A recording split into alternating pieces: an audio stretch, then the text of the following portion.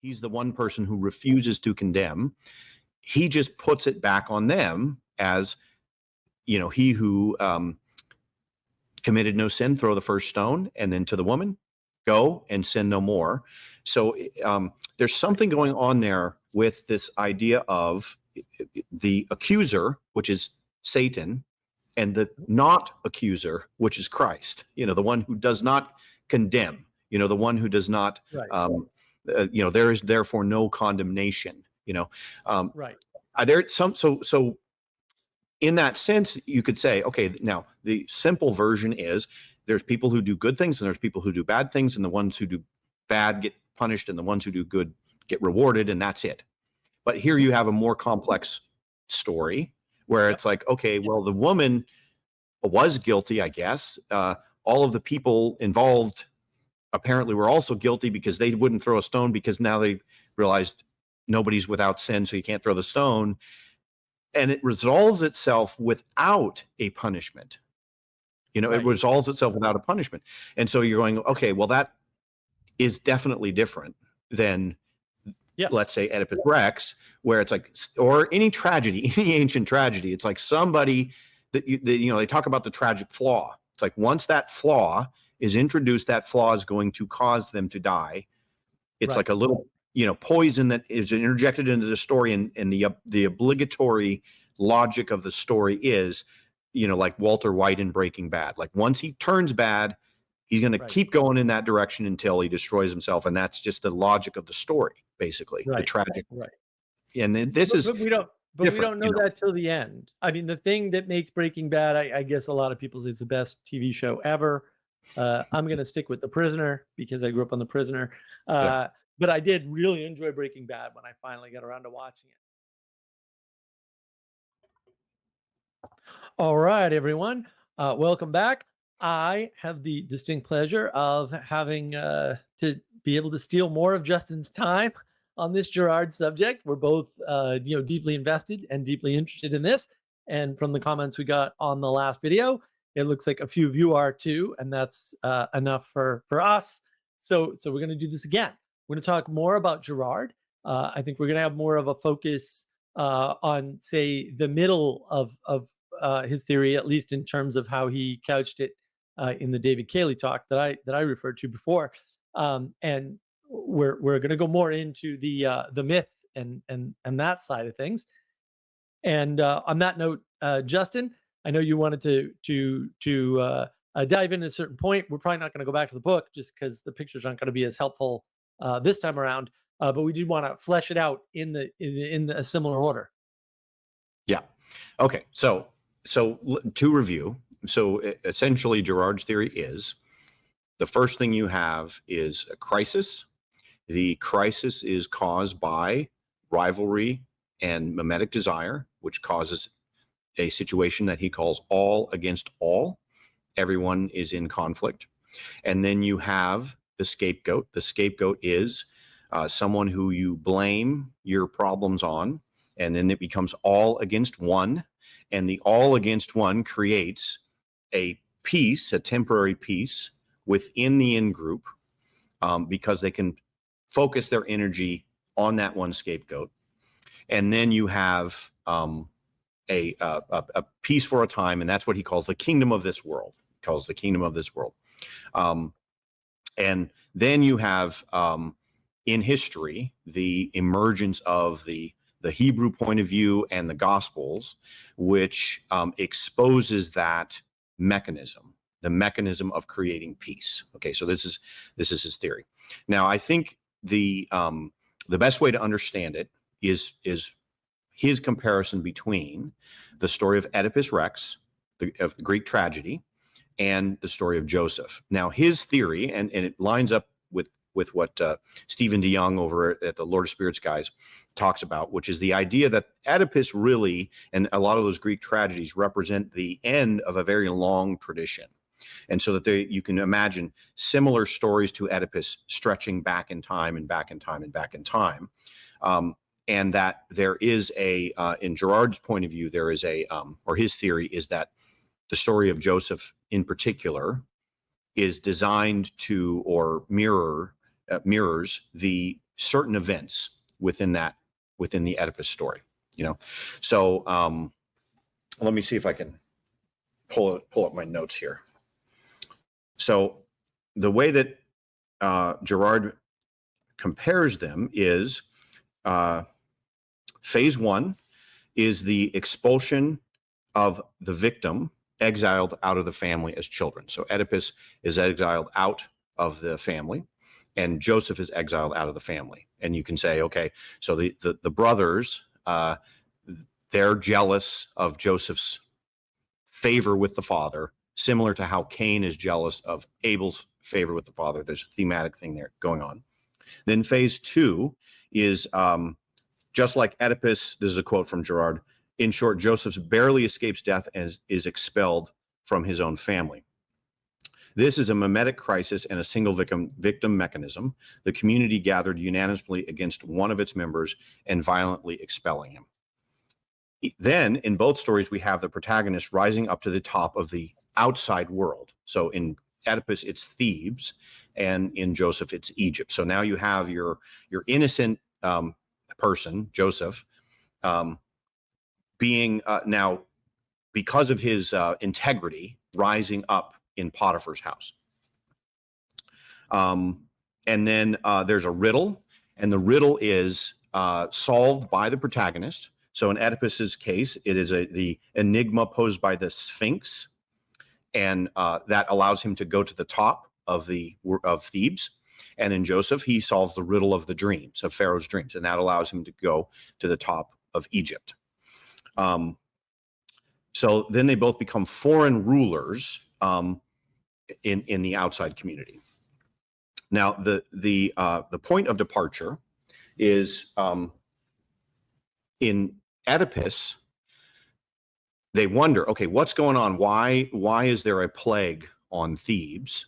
And then the story is told in flashback, and they go back and they found out that he had committed these abominations, And so you can think of, like in the ancient world, the idea that there's a certain abomination that rends the fabric of reality.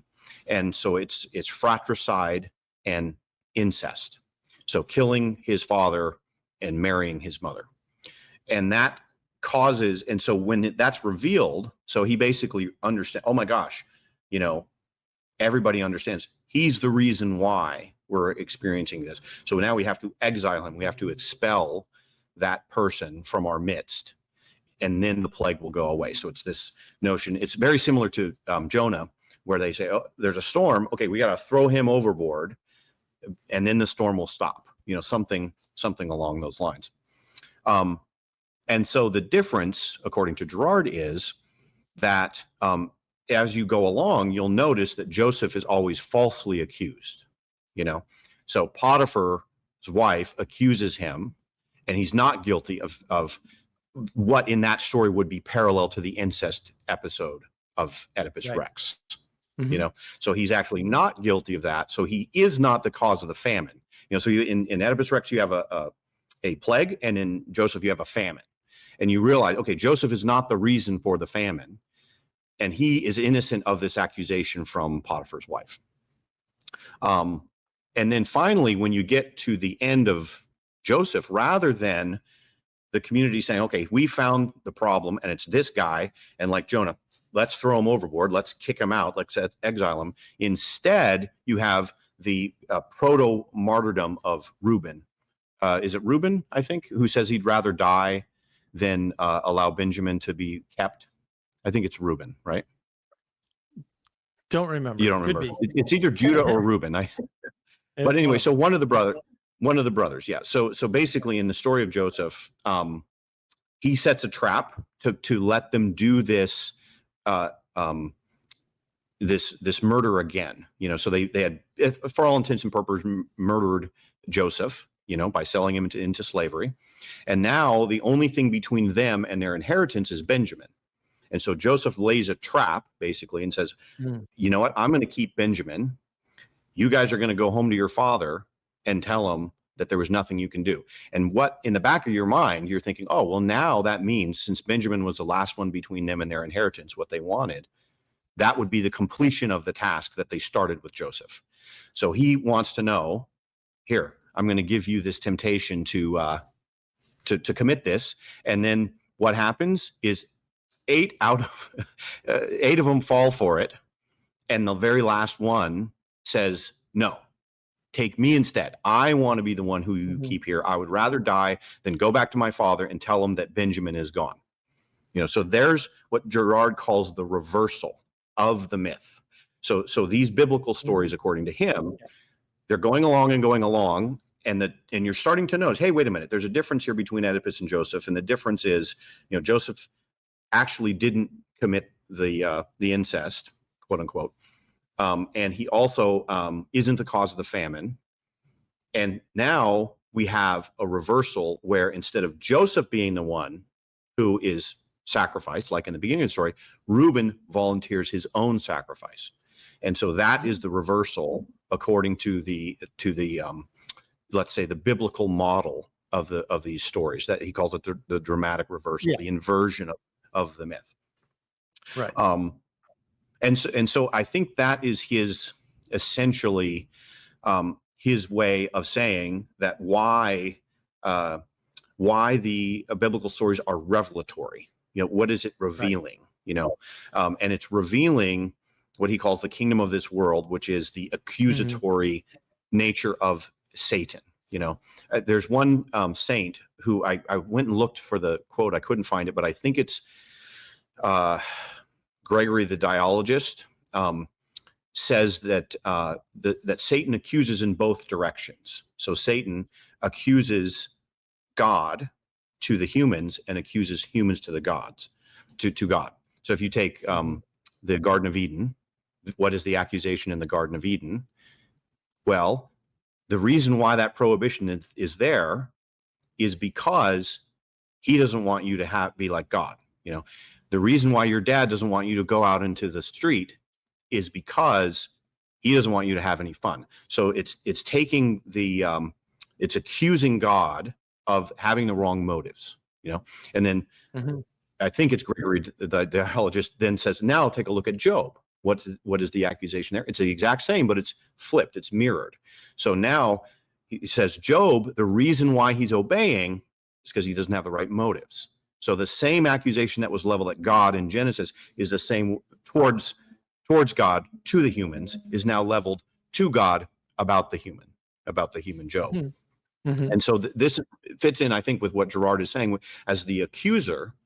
The accuser is the one that says the reason why that person who's righteous, who's good, Joseph, Stephen,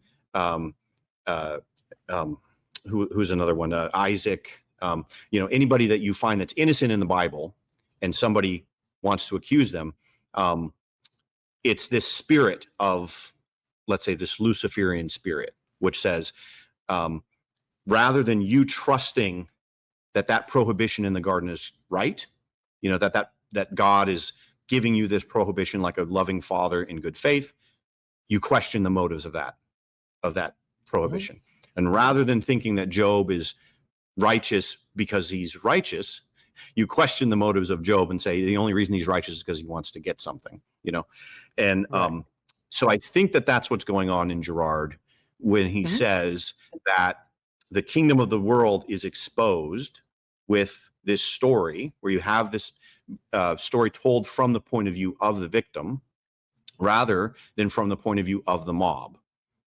So the accuser point of view is the point of view of the Satan in the garden. The accuser point of view is the point of view of Satan in Job. And then these stories invert that and put it in the point of view of in the case of Job, you're watching the story from Job's point of view, from the righteous person's point of view. Right. And in the story of Joseph, it's from Joseph's point of view, not the brother's point of view. The brothers would have some kind of a rationalization or story for why it's just and right to sacrifice Joseph. But instead, we see it from Joseph's point of view, and we go, "Oh, okay. So now I'm the person." It's as if I'm the following the person that gets accused as they go through. Right. No, and now this is sorry to wrap up. This is in our stories today. Yeah. Yeah. Good. Yeah. I see why Girard says that. It's still wrong though. Like this is the sneaky part about Girard And you actually know that when you listen to him. So the inversion, well, there are lots of inversions going on depending upon which viewpoint you take. And this is a typical postmodern trick. If I take this viewpoint, these are the inversions. If I take this viewpoint, there's these other inversions. And they often conflict. And that's how you know they're not right, because they conflict. And things that stack up fractally with the self-similar fractality of reality, we'll say, right? Sure doesn't use the self-similar, but he should. Just to be technically correct, right? That's how you know something is correct, is when you don't have this perspectival conflict. And so what happens is the brothers know what they've done is wrong. They're not trying to rationalize it as correct. And then they just become unwilling to do it again at the end of the story. That's the inversion. One of them says, no, I went along with this last time and I don't feel good about it still. I'm not going along with it again. That's the correct inversion.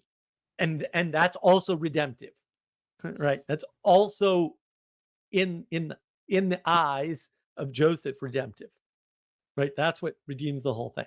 And that's, Girard just either skips that or deliberately ignores it. More likely deliberately ignores it.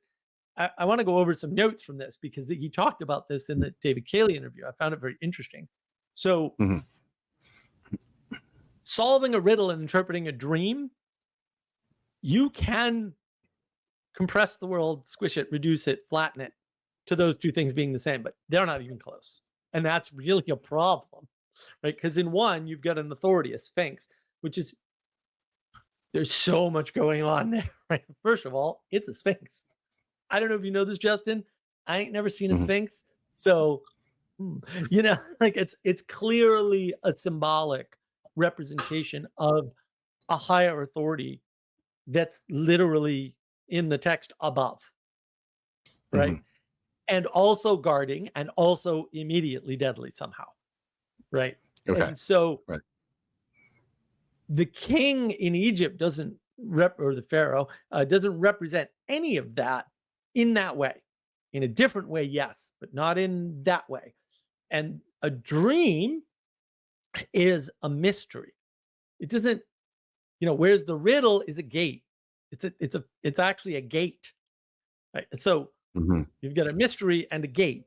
Those aren't the same thing. You can reduce one to the other. Sure, you can absolutely do that. I just don't think that you should. Like you can.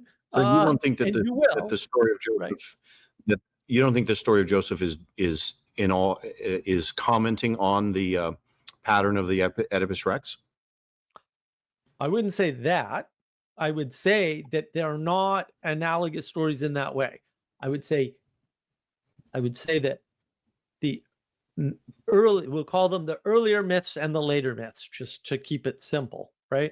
So the earlier myths, we'll say the pre-biblical myths or pre-Judaic myths, right? We'll just call those the earlier myths. I know there's time, conflict, whatever. We'll just ignore all that. Sure. Just to make this easier on everybody. So the earlier myths contain a lesser level of sophistication that relies more on the emanation than the later myths. And so the later myths, the Judaic myths, are closer to the human experience and rely less on the ethereal, right? The spirit, the woo stuff, if you will. Like that's definitely a pattern, right? And we could have a great discussion, and maybe someday we will, about which one's better, right? And my argument would actually come down to something like, the less educated you need your population to be, the less sophisticated you need it, right? So the older myths in this case would be better on average.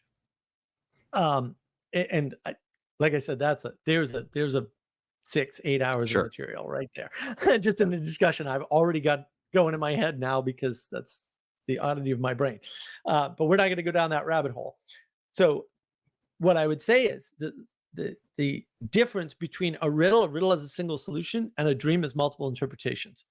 Right? So this is what I mean by sophistication, right? There's a dimensionality to it, right? And so a dream is heavily symbolic, right? I don't think anybody would disagree with that. It's in the literature and everything, right? Like the scientists don't disagree either, right? Or Yeah. science such as it is. It's, quote, science of dream interpretation. So you're going from there's one answer to the Sphinx. There's many answers to the dream. The dream touches many things. The Sphinx opens one gateway to one place. So that's a wall. In my mind, that's like all the difference. Like that's the idea of difference as such is tied up in that dimensionality, and because you're adding more variables effectively, if you want to put it in sort of programming or math terms, you're adding way more variables. And so I thought that was a little weird. Also, the punishment is inverted, if you will, right? Oedipus just kind of kills himself, right? If I remember correctly. So that doesn't happen on the other side. And an inversion of that also doesn't happen. Unless you want to say the inversion of killing yourself is saving your family. But I mean, that to me doesn't work. Like I get it, but it doesn't work. And Girard tips his hand, right? Because what he says is, and I note in my notes here, he does this as a literary critic. Like you can just hear the lit crit in him just pouring out. And I'm like, we're lit critting the Bible? Really? That's, I got questions about whether or not that's a valid thing for a single person to do. Right. I have a quote about that. I'm gonna tell you what he said about postmoderns once you're done with this one. Let me find it. Okay. Let me just go through this then. So he uses the term deconstruction at this point in the talk too. And I'm just like, there's no such thing as deconstruction. That's flat out doesn't exist. You're not smart enough to deconstruct any. Best you can do is minimal destruction. That's the best you can do. Your ability to understand the world is so limited. The idea of deconstruction to me, well, also the word doesn't make any sense, but I'll leave that as an exercise to the listener. Let me just read this quote because I do think he's putting himself as opposed to the postmodern deconstructionists here. He's saying that deconstruction is not what you should. So here's the quote. He says, always happy to kill off any meaning, our deconstructors and other postmodern intellectuals will certainly not want to grant that the myths and the biblical texts embody two opposing positions on the question of collective violence. My response to this objection is that the biblical narrative's refusal to accept the expulsions of Joseph cannot be accidental. It could be none other than a deliberate critique of the mythic attitude.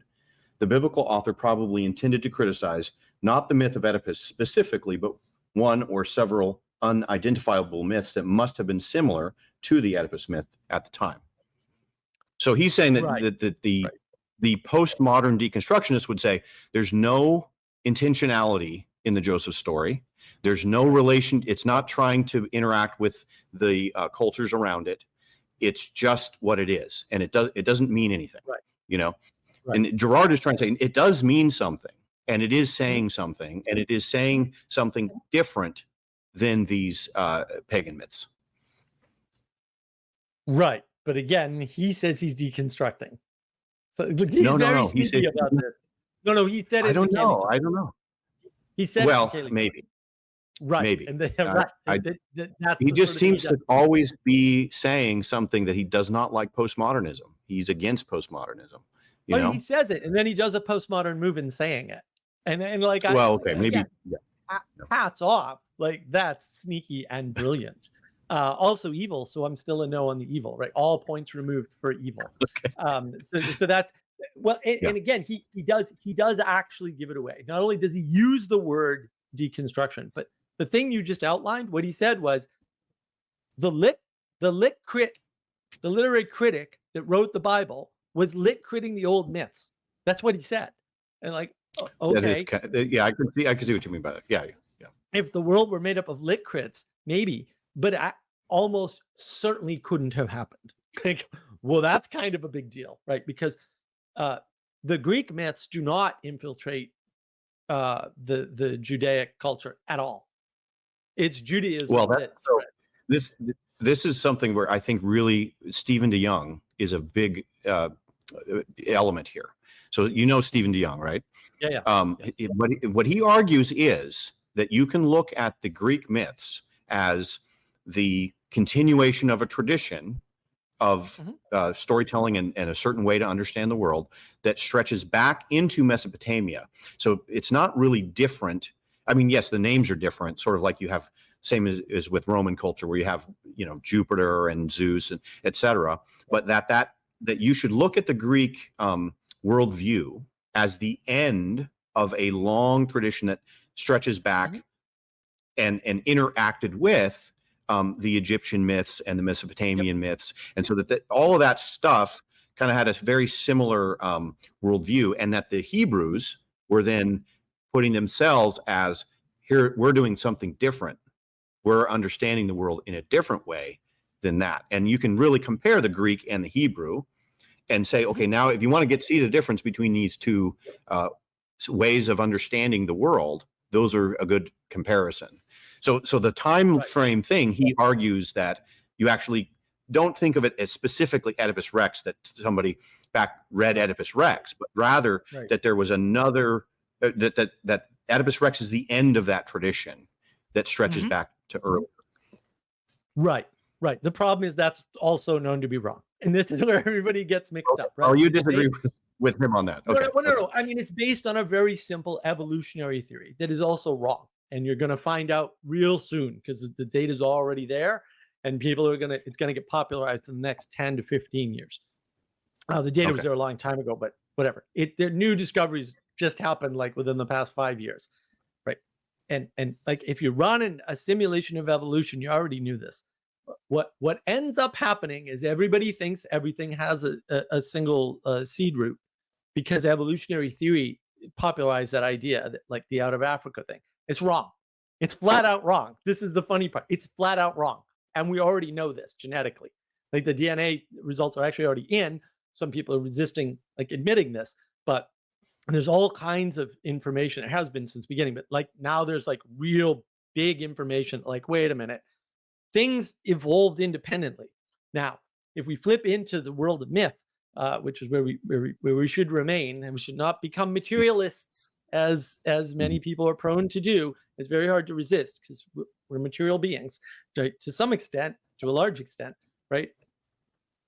When you're looking at the same pattern, that doesn't necessarily represent a thread in a tradition. In other words, if there's a pattern, if there's a set of patterns of reality, you're going to independently co-discover them. And if you do that through mythology, that might be one way to do it. There might be other ways.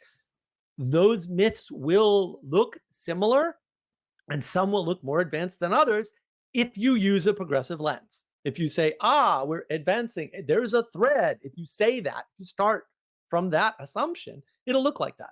But that's actually not what happens. And again, you can write your own, in any programming language, version of evolution, and set whatever set of parameters you want and starting points you want, and you will see a number of interesting things. And one of the, I guess I want to go through at least two interesting things. One is the same lineage gets started in different places for no apparent reason. Completely different conditions too, for no apparent reason. That happens all the time, even in a mathematical computer simulation, which, you know what?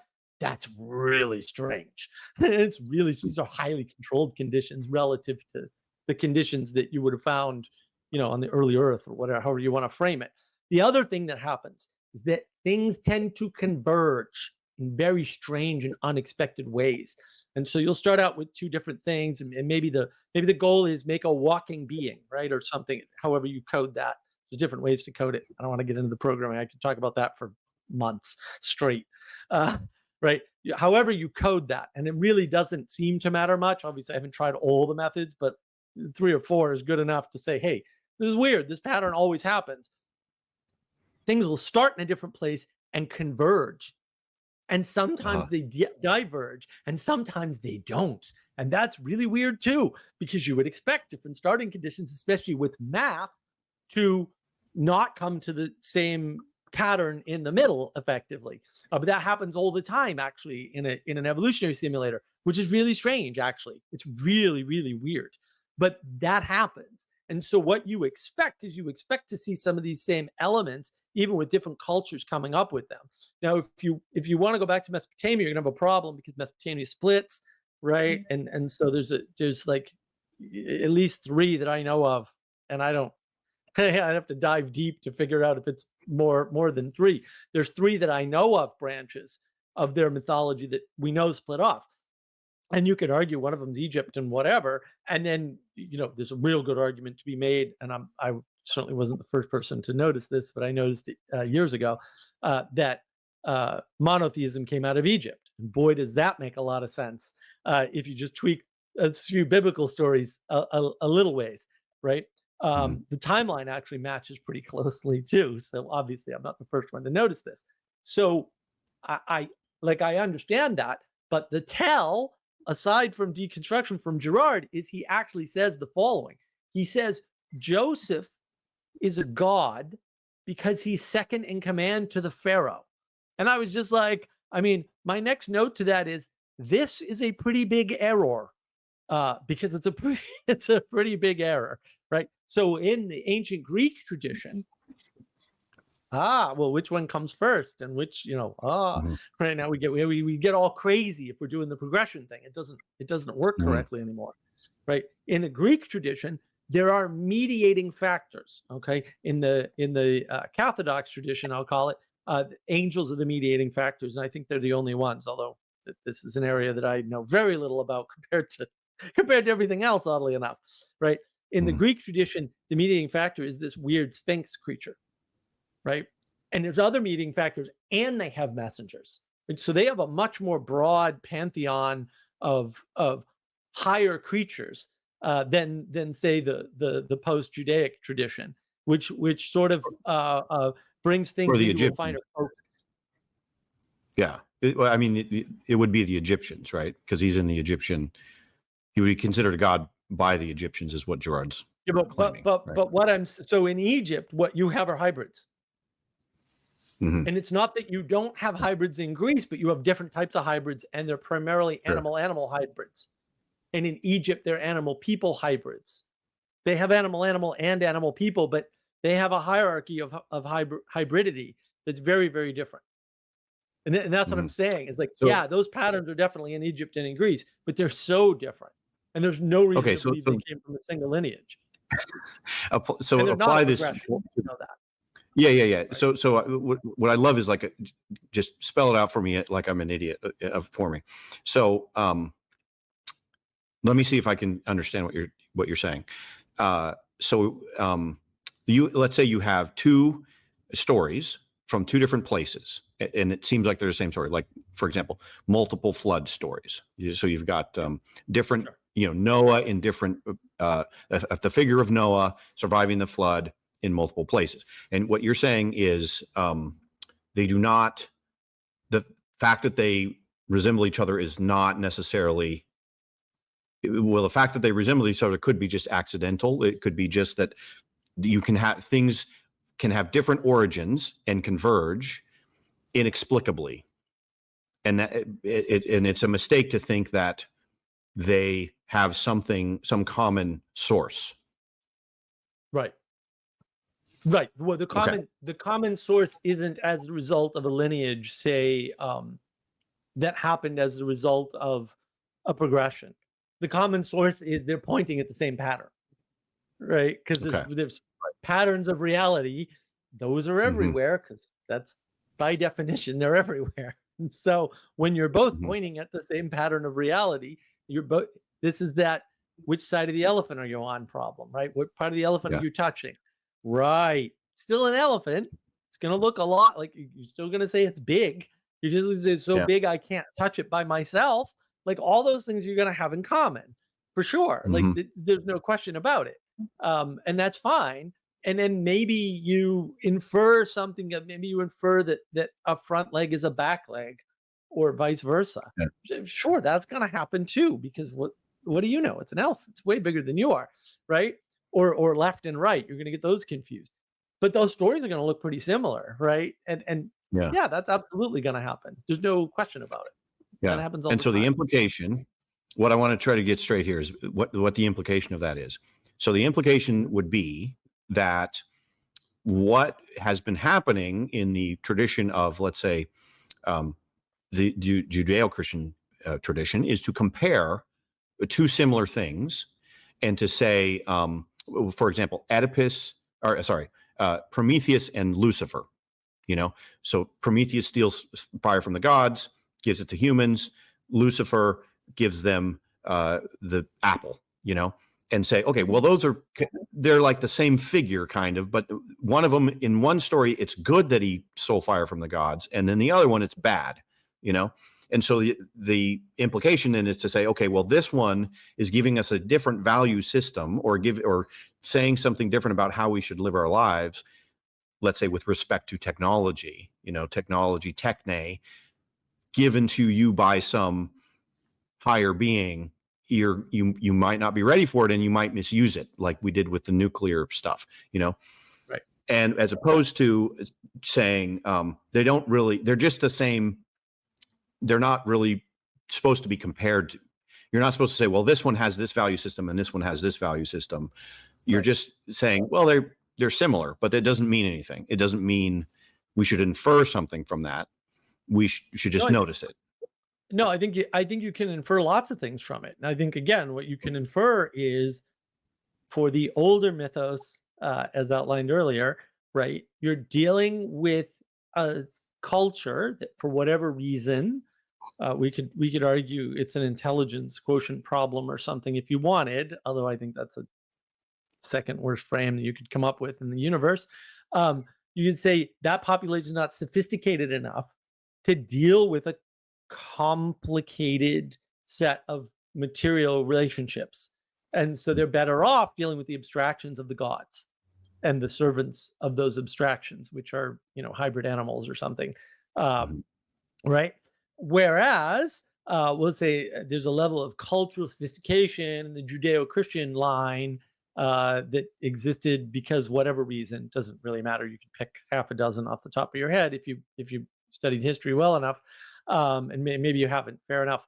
And say, okay, well, they don't need that, but what they do need is a clearer relationship between their personhood, personality, personability, personal agency, and what happens in the world, right?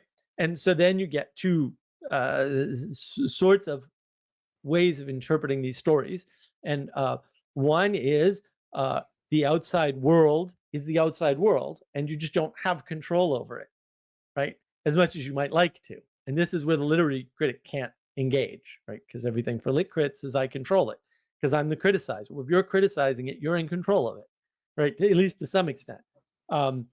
You're putting it into your frame, into your, right. And you're assuming that you know what it's up to, and so you can judge it. You're assuming that, the idea that it might be doing something different than then right. I know right. What you mean. Or at least you're saying maybe it's doing something different than I know, but right now I'm judging it. Another way to think about that, by the way, another word you might use, which I don't think is coincidental, is accuser. To accuse is to judge. It's a specific type of judgment. I would argue it's subsumed by judgment or something, right? But that's the problem, is that you can do that move. And I think explicitly the Judeo-Christian Job in particular, and I had a talk about Job with Jess, who's super knowledgeable about this, right? Kind of indicates that no, actually, none of this is up to you. None of it has anything to do with you, actually, right? But if you maintain this certain stance in the world, we'll call it righteousness, just as a shortcut, I think people know what I mean, then you'll be restored. Right, and for some ways of thinking about we'll call it Christianity for this sake, not Cathodoxy, only applies to Christianity. I would say that involves, say, strictly the ethereal, like you'll get everything back when you're dead, right, or after you're dead, right? And Job says otherwise, by the way. So I don't know, might want to read that part of the book, right? And so But there's no guarantees, right? And how that happens is weird. And Right. and that's where Joseph comes in. Like how you get restored, how the one of the many messages, I don't want to reduce it to a single message, that's for Mhm. sure. One of the many messages in that story is that the family is restored. And it Yeah. is restored by an act of grace on the part of Joseph, who grants that grace by realizing the family's not the same. It's grown out of its sin, if you will, and advanced, or at least one member has. And that's the funny part, right? That's the funny part. Oh, one member effectively redeems the whole family. Yeah. Well, that's pretty powerful because now the agency is restored to you as a single person, right? Because you can just do the right thing, and that can still end badly for you. That's true, right? Mhm. Or you doing the right thing could result in the redemption of the entire family. That's also true. And that's Mhm. where people get wrapped up because they want to know the answer ahead of time. Do I stand up or not? It's like, no, you always stand up and you don't worry about the consequences. And nobody likes that answer. Sure. I don't like that answer either. But also, that's the answer, right? And Yeah. that's the answer from the story, or one of the many answers in that story. If you take that interpretation path, which I think is fine. Hey, if somebody wants to tell me I'm wrong about that, that's cool too. Come on the channel, we'll do it. And Well, so I think that's Joseph the confused. problem of Girard is he's already squished it into the smaller format, I would call it, of the old myths, and then said, "Oh, look, if you squish this into the old myths, well, if you squish something that's bigger, it'll fit Mhm. all kinds of ways, for sure." And I think that's where the error is. Well, Joseph does accuse the brothers, if you notice in the story. He accuses them of stealing his divination cup, and he Mhm, accuses them of being spies. That you've mhm, come to see the nakedness of the land. You know, yep, um, and so if you notice, he actually does everything that they did to him. He does it back to them. mhm, So they throw him in prison. He throws one of them in prison, Reuben in prison the first time. They accuse him. He accuses them back. They mhm. strip him naked. He says, "You guys are here to look at the nakedness of the." Like, there's a lot of parallel stuff going on there, Oh, yeah. and so those accusations now are not scapegoat accusations. Those accusations are tests, you could say. They're tests to see if the relationship, if they're going to do it again. Like, if they're going to, like, if they failed the Right, test, they would just have left Benjamin and went back to their father, and that would have been the completion of their right. initial evil plan, which was to rid the two people in the way of their inheritance. Um, and so it is more complicated for sure than the reading that you would do it on a Girardian reading, which is that you have a bunch of people that have mimetic contagion, and then they scapegoat this one person, and the person who accuses is always in the wrong, accusing an innocent person. Right. Because in this case, you do have accusations, but they are accusations by the good guy. by, Well, by and, Joseph. and Yeah. none of these accusations are wrong. So that's the important Well, the part. divination, yes, the cup is wrong because he planted the cup in the sack, and then he told Okay. his guys to go and say, "Hey, look in Benjamin's sack," and he said, "Look, you stole this thing. Now I'm going to throw you in jail." Okay. The cup's actually not wrong, right? Because the cup is part of the test. See, this is what people miss in Okay, stories well, in general, is they miss the I see what framing. you mean. They miss the framing, right? Yeah, Here are his brothers. He knows his brothers. yeah. He knows exactly who and what they are. And so all of his accusations are correct. He should be making those assumptions. Those are correct assumptions. The mistake he does not make, and this is what's important, this is why the test exists, because I think there's only one test, there might be two, but there's one basic test, right? The test is the cup, but the test is there to validate his assumption. He says, I have an assumption. I have to have an assumption. Like you don't Mhm. go into the world without assumptions. That never happened to you. It's never going to happen to you. Give up that idea. There's no view from Mhm. nowhere, right? There's no objective material reality. That You have to go in with an assumption. You have to make predictions about the world or you'll die immediately. I mean that technically. Yeah. Jordan Peterson talks about this. You'll die immediately. The first thing you do will kill you. You're going into the world with a bunch of assumptions. And so this is where the framing is important. This is why postmodernism is dangerous, because it removes framing, right? It focuses you away from framing, and then you have to have a frame to make sense of things. So you create one in your head, right? Or you let Girard create one for you in a way that makes you think you agreed with him, even though all you did was agree with his framing. Very clever trick.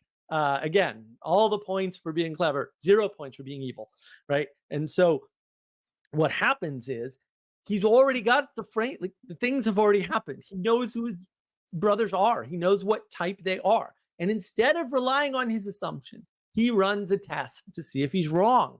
It's a very humble thing to do. And I don't think people see that. Like, planting the cup is an act of humility on the part of Joseph.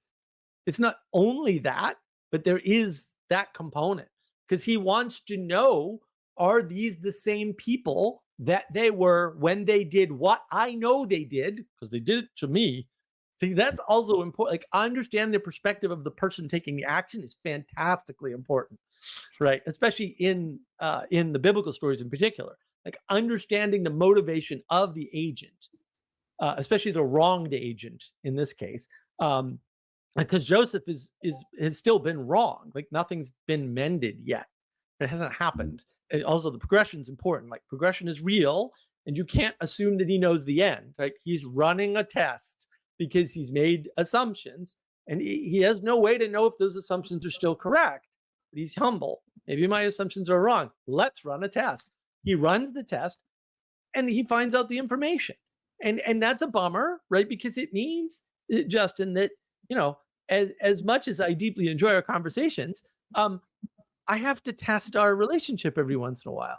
I mean, you test your relationship anyway because you expand it. In order to expand the relationship, we'd have to test it, right? I'd have to fly out to California, or you'd have to fly to South Carolina, or we'd have to fly to a different location to meet up, right? And actually see, do we get along in person? Because maybe I'm too loud for you, or maybe you just roll over the conversation in a way that bothers me, or whatever, right? Or maybe you don't stand on your principles. I don't know. I don't think any of that's true, but we'd have to test all that. There's nothing wrong with the test, right? Mm-hmm. The test is an act of humility for Joseph, though, because he's like, well, look, are these the same brothers or not? Right? And then through that, he saves the family, or redeems the family in a sense. I don't actually like the word redemption, but in the point of that story is a savior or a redemptive arc for sure. And Girard doesn't have that in his thinking at all, right? Because he, instead of taking the path of something like redemption, through something like grace, which is granted by Joseph, right? I'm just going to give them the stuff, right? He decides to go after this never-ending loop, this Ouroboros, if you will, of the snake eating its tail, and once mimetic desire starts, it's all mimetic desire until violence, and then you have to kill somebody, and it's like, well, that's a weird way to justify bad behavior at that point. And again, the tell is in the fact that he says, well, Joseph is second to the Pharaoh, therefore Joseph's a god. And I'm like, I don't even know how your brain twisted itself to get to that kind of a conclusion. That's about the wackiest conclusion I've ever heard anybody make about that story. It's impressive in a way. Like, how did you come up with that, dude? Like, that's not how Egyptian thought worked at all. Like, it didn't function in that way. They didn't have that way of subclassing the gods through the people. That didn't happen. I think the reason why he felt the need to make that point has to do with another piece of Gerard's thought, which is actually the least compelling I've found, which is that he thinks that once the innocent scapegoat is victimized and executed, that later people will look back on that person fondly and divinize them. It's a posthumous divinization. And so this is why, I'm trying to think of one of his examples. A tragic figure becomes divinized, so the tragic figure dies. But then when people look back, they say, well, this was our founder, this was, they died for us, kind of a thing. Right. That actually, I never really understood that, because it's hard for me to put any. It's hard for me to find any good examples of it, He of didn't that give any. happening. He didn't give any. Well, he tried to That's do it with interesting, isn't Joseph, it? and he tried to He do it with Oedipus. Yeah. Well, no, he points. This is a common trick. They point at something. They give you an example of something, but not the thing they said. Girard is a master at that. Absolutely, because you heard a coherent story and it totally made sense. You got a great explanation. I have a video about that, about explanation versus mere description, right? Versus a prescription, like what you should do, versus a prediction. These are 4 different things, and we don't even notice when people are using which one of those 4 people are using when they're speaking.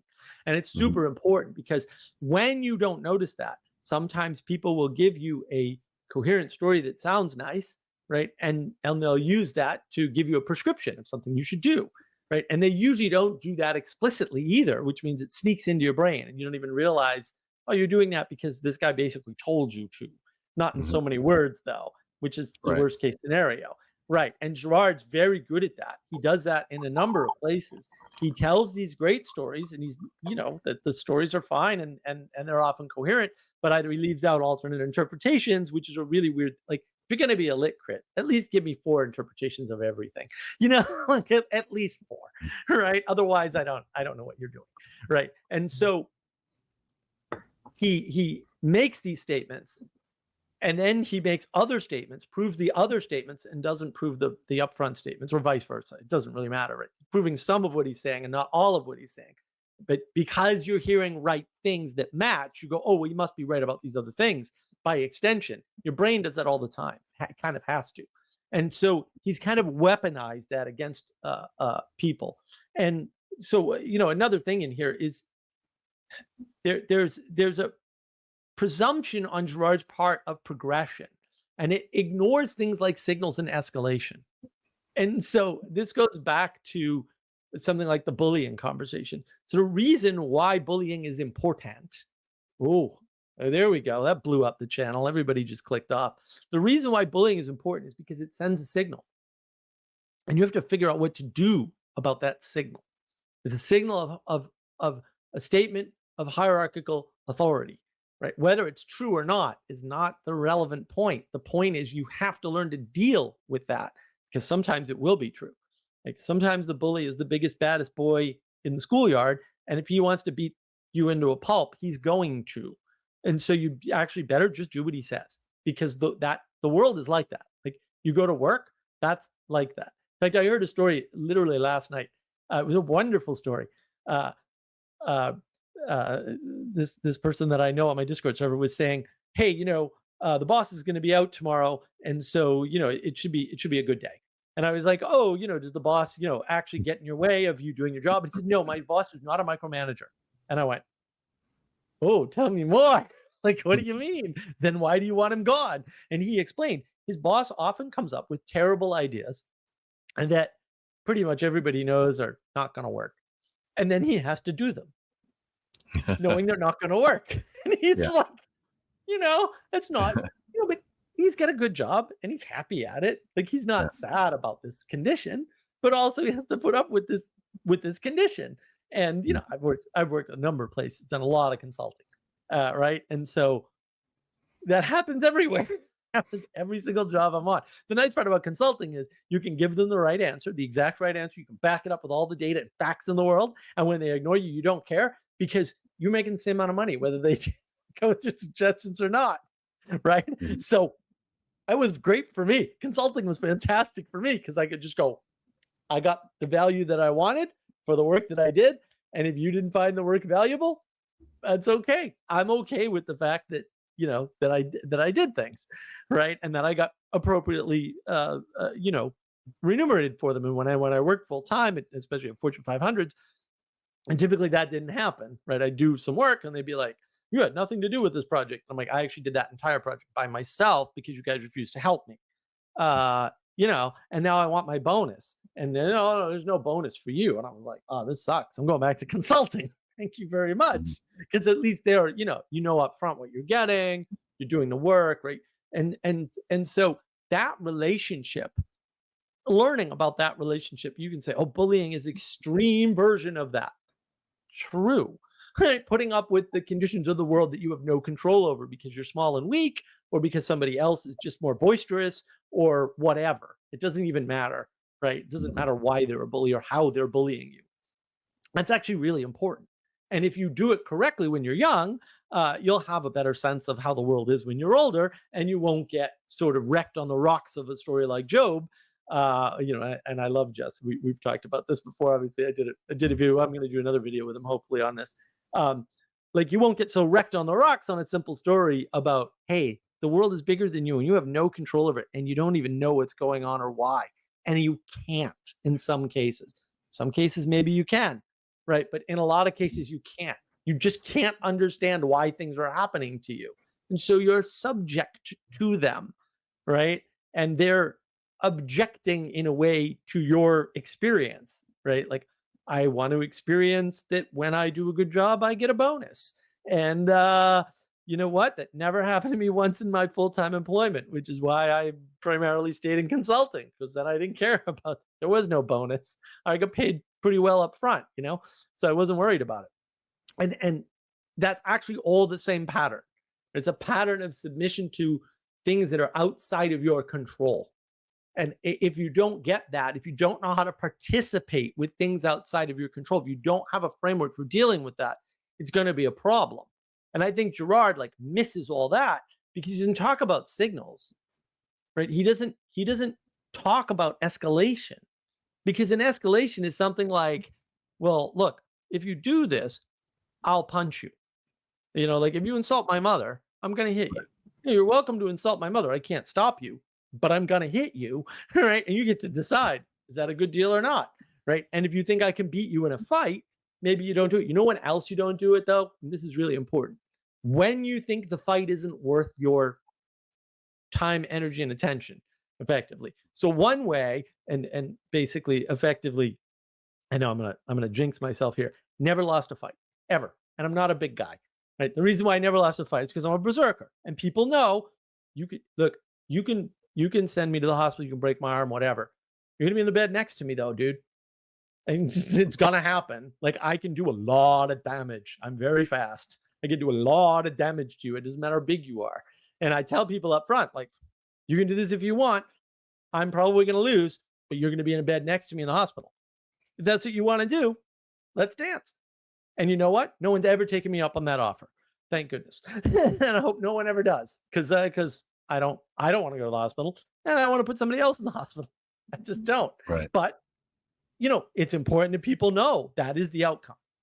That is the outcome. That's going to be my goal. My goal is going to be to get you into the hospital too.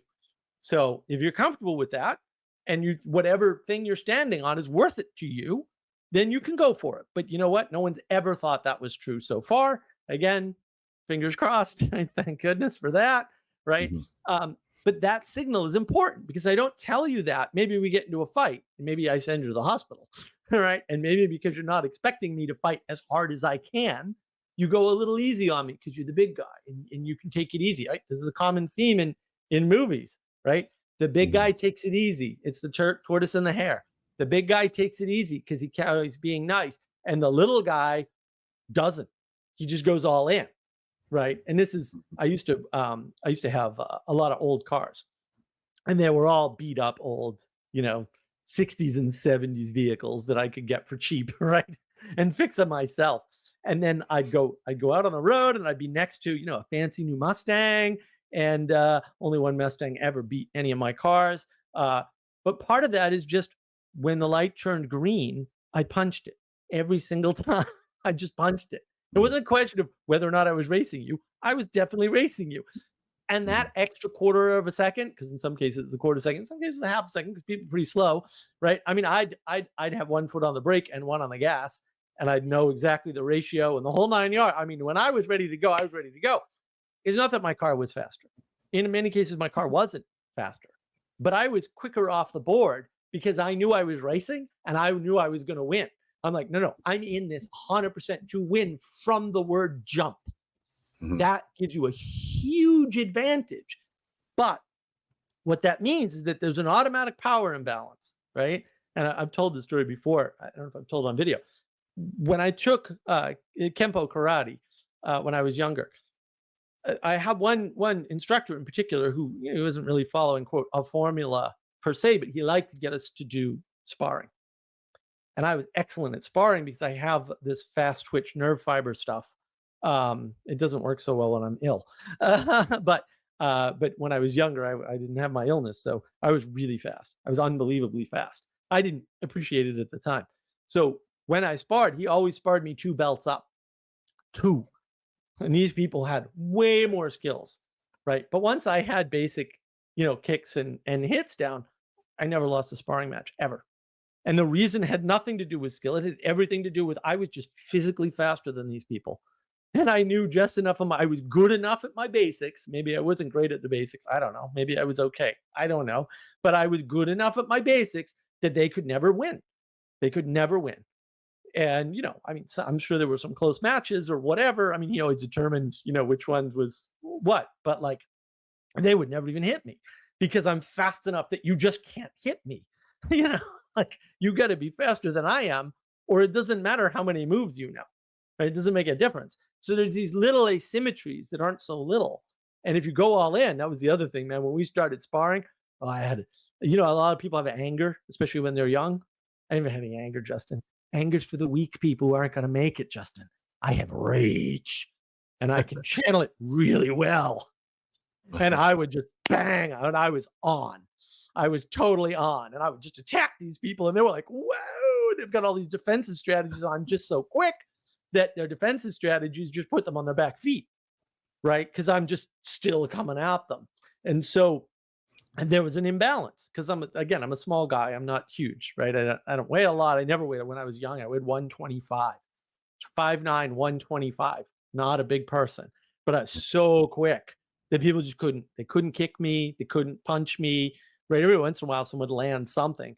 But I also am immune to pain, so I didn't care. And I just keep coming at them, and they were not prepared for that at all. But having the signal, oh, I'm going to go all in. And I'm going to make sure you go down with me. Boy, did that get me out of a lot of fights. There's a lot of situations with people who are very large and very angry for whatever reason. Usually nothing that I did that was wrong. And that signaling is super important. And Girard pretends like it doesn't exist at all. Right. He just jumps straight to violence. So the signal, well, yeah. So he obviously he's talking about once it's escalated to the point of violence, which would be why it would be in a story is because it's gotten to that point. Obviously there could have been Cain and Abel, interacting prior to the story that we hear, and it didn't escalate up to murder. But of course, the one that's in the story is the one that escalated to that point. So let me see if I can understand.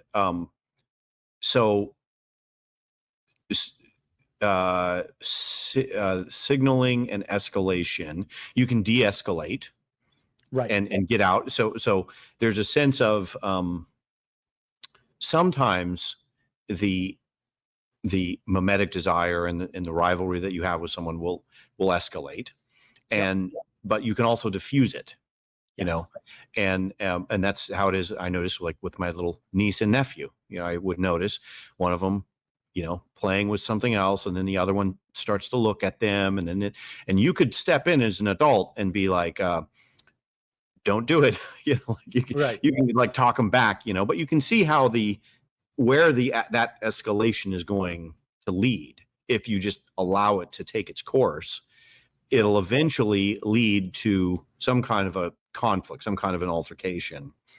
And oftentimes the stories, that's what a story is going to be, the most, potent version of, like in story theory, when we were learning screenwriting stuff, they'd say, you want to bring it all the way to the extreme. Like if you're going to have, Chekhov's knife or Chekhov's gun or whatever, they're going to put the gun in there. You got to have them use it. You can't just have it de-escalate before they use the gun. It's like in the dramatic telling, you're going to use limit stories.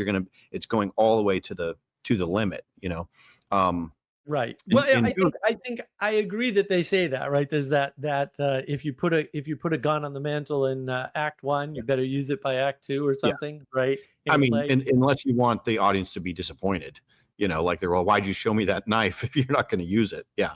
Right, right. But that's also a utilitarian argument. Like everything you use has to have a purpose and a reason in the story, and that's actually wrong. Well, I And mean, unless you want, it's it's it's just a matter of what you're trying to do. well, so well, If you're not let's trying to please the audience, then you don't have to worry about that, obviously. You well, know. or if you're going for a subversion story. Yeah.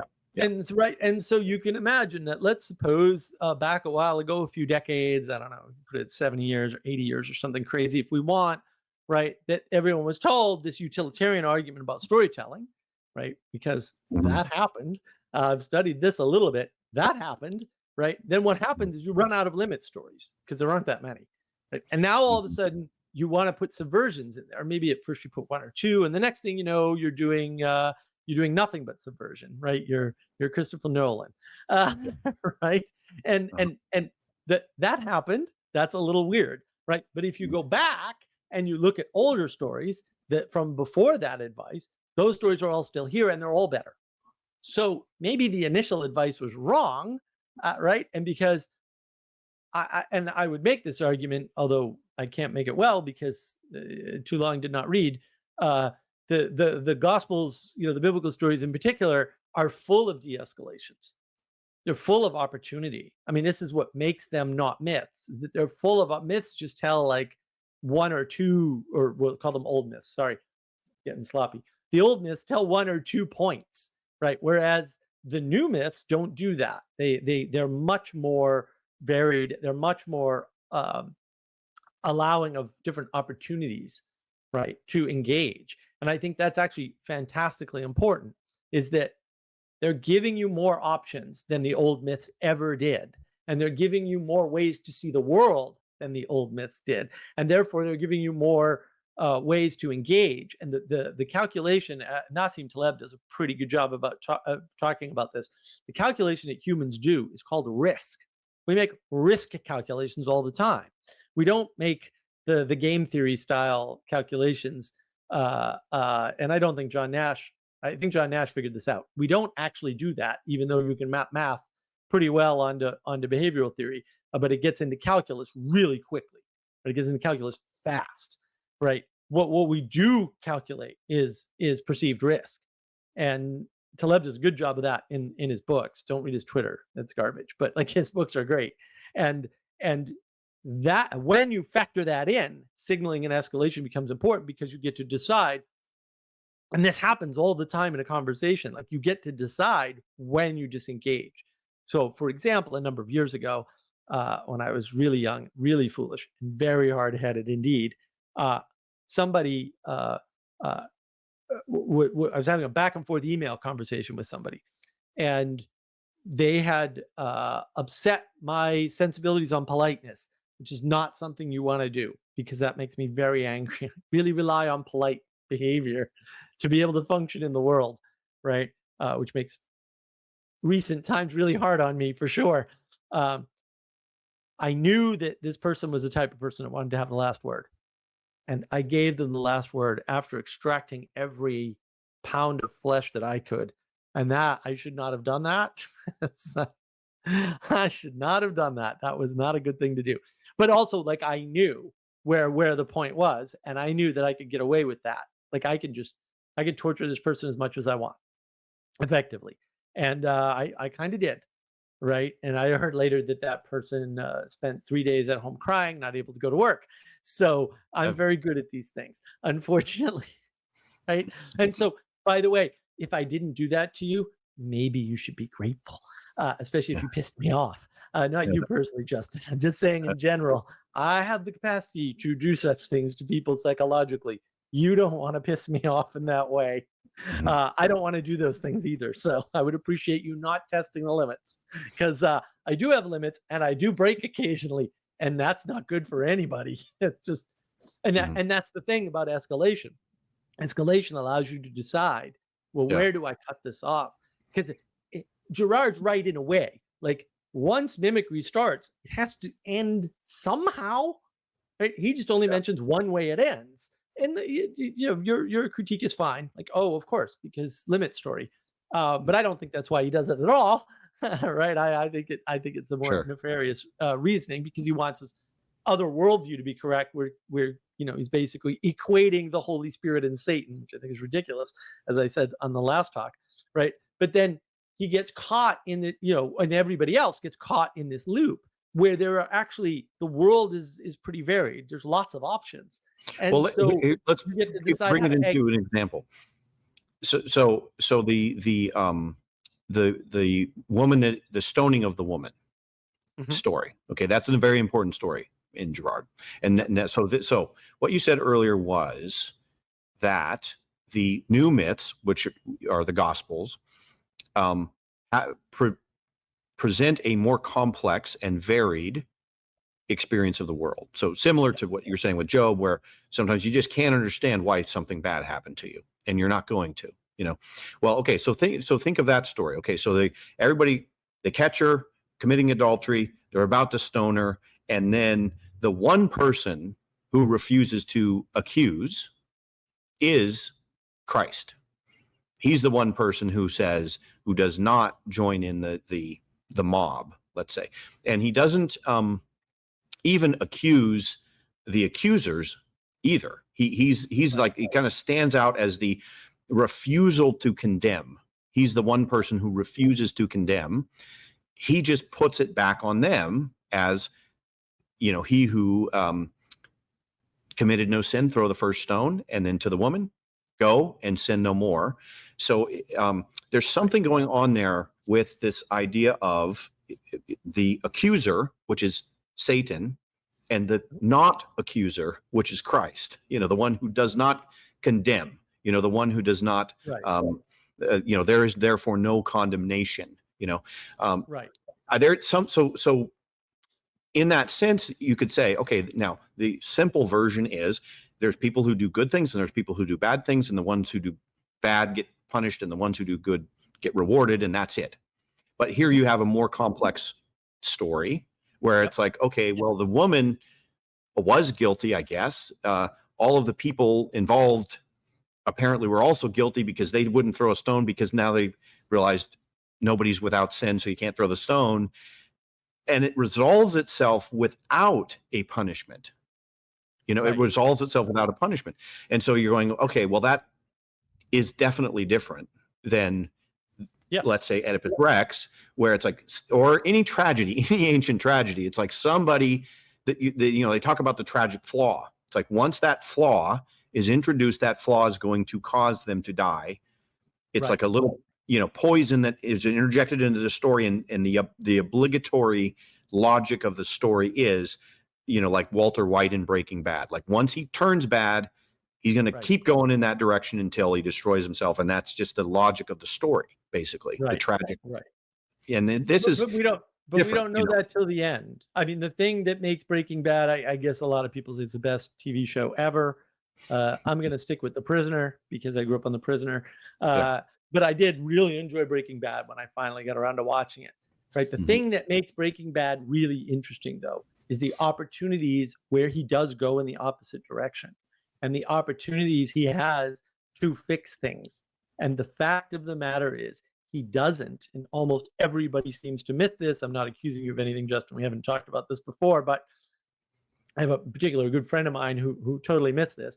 The reason why he doesn't, in all cases, as far as I can remember, is that he every time he could fix it, he goes back to being wronged, and the wrong that was done to him was entirely his fault. And he just can never let it go. He can never admit, no, they didn't steal that company from me. I screwed up. I did a wrong thing. I'm the one to blame. And you can, and this is where I'll loop it back into the stoning the woman, right? You can say legitimately that, oh, his punishment was too harsh for his crime. Hey man, probably. Right? I mean, that's how Wait, it ends. sorry. Who's the he in that? Walter White, his punishment, Walter yeah. White's Okay. punishment, Yeah. is too harsh. Yeah. So Mhm. when you go to the stoning of the woman, again, yeah, Christ doesn't say that she's innocent at all. He's not making her innocent. He's not absolving her of sin, right? He's saying, let there be potential in spite of sin. That's a very Mhm. different message, right? Yeah. And maybe the difference between those two characters, and this is pure speculation at this point, is she felt guilty for what she had done, and Walter White could never feel guilty. He could never accept any responsibility. There was no confession on his part that he screwed up anything. Yeah. He just focused on being unfairly punished. And there's a lot of indication in that story that the reason why he gets punished so severely is because he acts out, because he won't accept any responsibility for having made any mistake. There's a Yeah. lot of indication. I mean, we can argue back and forth about that, because I'd have to watch it, 3 more times to figure that out. To be certain about it. But I'm fairly sure that, like, he never takes any responsibility, in spite getting to the point where he sees it, right? Or at least the audience sees it. The audience goes, "Wait a minute, Walter. I hear you telling this story, and you're telling it from your perspective. You're in charge. You're the judge. You're the critic, and yet your story doesn't match with your actions, because you should be having a self-admission or a confession that you transgressed, that you screwed something up, that there was something else you could have done that would cause you not to be resentful towards your wife and your child and your condition and your Yeah. job." There's a Right. perfect scene. It's I think it's in Better Call Saul, the spinoff. A perfect scene where Saul and him are wind up, after everything is blown up, after, sorry for the spoilers, everybody, after things have gone wrong, and they wind up in the same hiding place together, and they're just stuck there waiting, laying low. And there's a whole scene where they're talking about, where Saul is basically saying, so is there anything you regret? And Walter gives this big speech on just I think it's like the the the weakness of regret. Like, you should never regret anything. Like, he just went on and on and on why he doesn't regret any of his decisions, and it's like, and the whole series, you've been watching him have chance after chance after chance to get out, Yep. and more and more, and there's a one scene where he says, I'm not in the meth business, I'm in the empire business. It's like, I want the power. That's why I'm doing this. And also, he's resentful of the company that he was supposedly cut out of in his early career. So yeah, it's exactly, it's I think your interpretation is exactly how in fact, I have a whole lecture on Breaking Bad on my channel in the Oh, really? tragedy. Oh, I'll Yeah. have to check that out. The 2 lectures I did on tragedy interact with this subject matter a lot.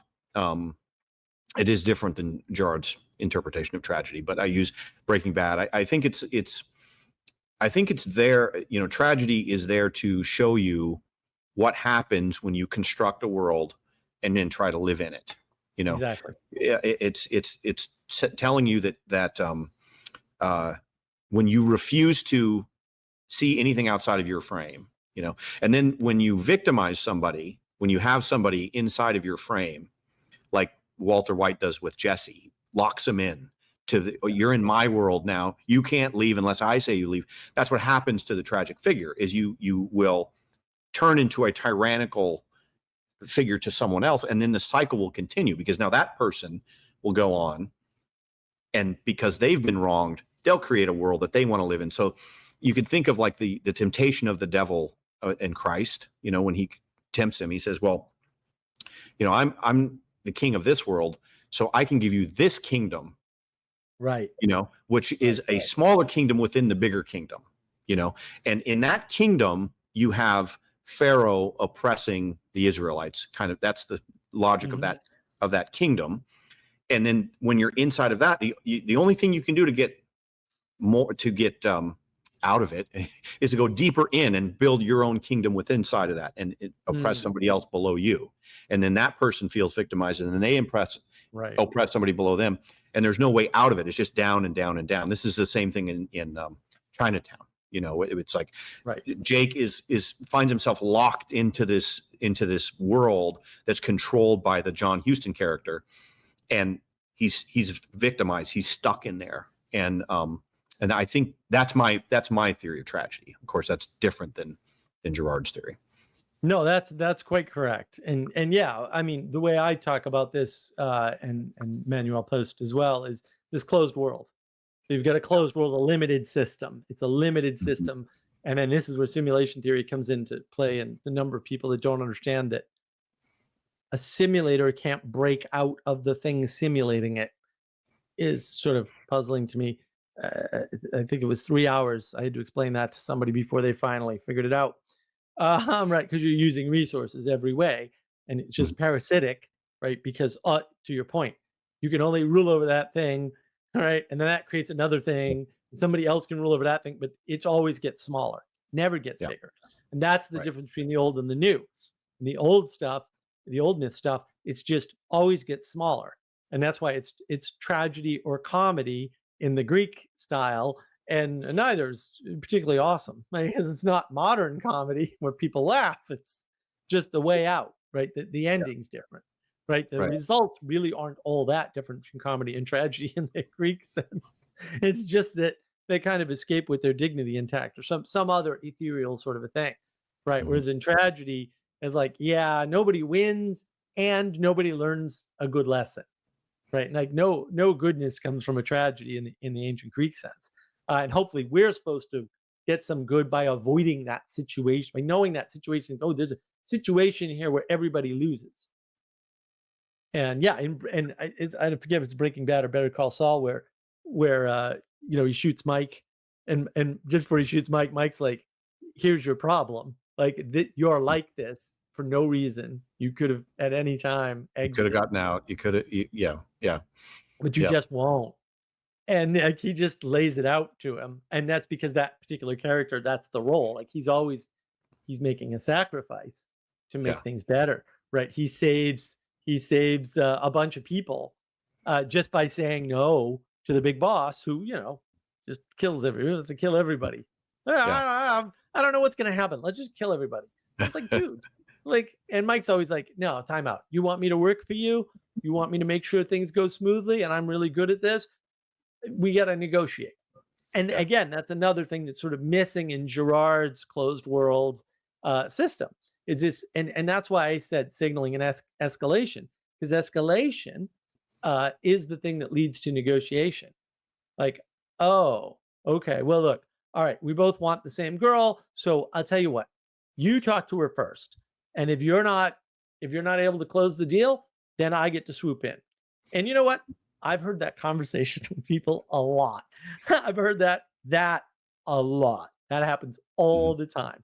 And of course, it doesn't matter what the man wants because the woman chooses. But let the guys think they have a chance based on their own properties or whatever they think their value is. Even though the woman's making the choice entirely between you, that negotiation is really important.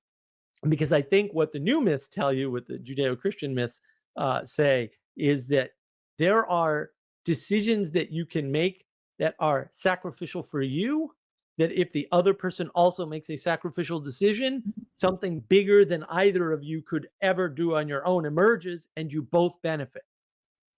And the problem is you never know if that's going to happen. And so I would say the difference between, say, conversation that you and I are having is that even though we had deep disagreements, some of which we discussed beforehand,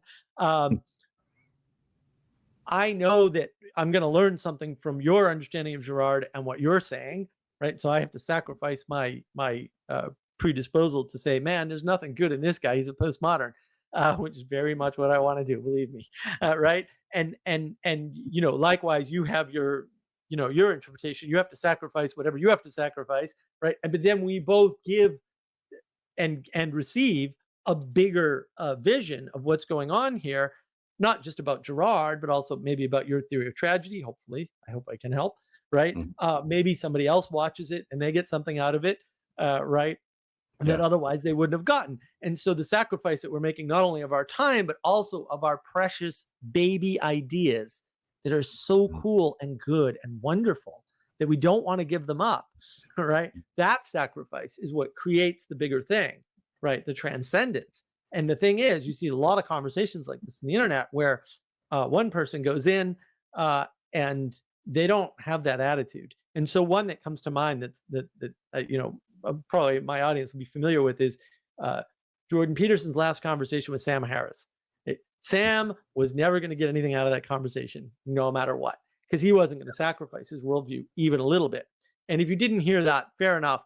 Tell me in the comments. I'll do a video on when and why and how he didn't sacrifice his worldview even a little bit. Whereas Peterson is still sacrificing. He's still questioning, right? You can say, oh, he's analyzing him like a psychologist. And it's like, that may be a side effect of his sacrificing, we'll say, his own view and wanting to express it more clearly to Sam. He expresses it somewhat because that's communication, but he doesn't push the issue, Yeah. right? And from that, you don't get a great conversation because Sam won't give, right? Sam Harris Yeah. just won't give. Well, so Whatever. what do you think of that? So there's this outfit called Story Grid, and they do analysis for stories. They're mostly for authors, book editors, and stuff. And they have a concept called the cognitive frame. And every scene in the story is a breaking of the cognitive frame. That's kind of like how a story moves forward. So think of it like Sam, goes in and he's got his cognitive frame. He's got this square, and he's got, okay, here's the world, and now I've mapped it, and now it's all contained in within this. And then you use that to go forward into the world. And then something unexpected comes from outside of your cognitive frame, or something that doesn't fit exactly, and your cognitive frame breaks, forcing you now to remap, given this new information, given this new kind of, so you can think of like the character goes into a situation expecting something, and guess what? They find something that they didn't expect. And then that causes us to go, oh, now what's going to happen? And that's kind of like how the story moves forward. I think this is what these particularly, I've been studying this parables a lot lately to try to figure out what these parables are about. And they're so often breaking open, sort of cracking open what your expectation would be of how to understand whatever situation is being presented to you. And again, I think what it is it's the direction that you're going in. You're either opening up to the world, the reality is kind of cracking open to you, and you realize there's a phrase in Ecclesiastes that there is something beyond the horizon. You can only see up to your horizon, but there's more than that. There's more than just the limit of what you can see in front of you. And that's the way that you live in the world, is to understand that you only see part of the world. You see up to the horizon, but as you move forward, you're going to see more. And and so I think you're right in the sense of Peterson said, when he started looking into the biblical stuff, he said, I just decided I was going to respect it. I just decided I was going to say, well, there must be reason here why everyone is so enamored with these stories for thousands of years, and so I'm not going to just come in with my frame and say, impose it onto the material and say, well, here's what it is. I'm going to instead sort of reverse it and say, I'm going to open up to what it wants to say to me. It's sort of like the direction of the direction is switched, kind of. Yeah, but I think the problem with that way of talking about it is that there's two different ways to break the cognitive frame. And what you want to do is not break the cognitive frame. What you want to do is expand the cognitive potential. Sure. Right. And if if you just break it, then nothing makes any sense anymore. Right. But the problem is you don't necessarily know that. So if you go back to Christopher Nolan and Inception, all he does is break your frame, right? All he does is subvert. And he subverts the subversion because, again, we've gotten to that point where if everything's a utilitarian idea of story, then the only place to go when you've run out of limit stories, which is very easy, is to subversion, and then there's the subversion of the subversion, right? And so it's all parasitic. Yeah. Not to pick on that particular movie. Well, you I could pick kind of on enjoyed it, J.J. but Abrams. J.J. Abrams' TED Talk is a perfect example of that. He talks about his method, and his method is to have a mystery box, and he has this box with a question mark on it, and to never open the box. Just never open always the box. question, question, question, question, question, question, question, Right. never any answers. And that's, you figure out what's going on pretty quickly. If you start watching Lost, you realize they're not trying to say anything. They're just trying to raise questions. And then once it got to a certain point, it played itself out, and you realize, you know what? They're never going to, J.R.R. Tolkien calls it literary debt. Like, if you start raising questions, you have to pay the audience back. And that's why it was so hard for him to write the third book, because he said, I had incurred so much literary debt that I was like, now I got to pay all this back, and it's going to be expensive. It's going to be difficult for me. Right. Well, J.J. Abrams has no sense of that economy, and he doesn't ever care to pay back his literary debt. Right. And I think, I mean, I'm still very angry about Lost, by the way. Still very pissed off. I invested a lot of time into watching that show, and yeah. And then, and I think it's worth talking about. I think it is germane to the discussion. And fair if people don't see it right away, but I think the key there is that is an explanation after the fact. If you watch Alias, you already see the pattern that he just can't finish a story. He just doesn't have the talent. It's that simple. He just doesn't. He's not talented enough to finish a story, or he doesn't want to. I mean, and he can't. He just doesn't have the talent. There are little cues that he doesn't have the talent. Also, when he does things by himself, they're very different than when he does them with other people. That's another tell. Like, wait a minute, who's the talent here?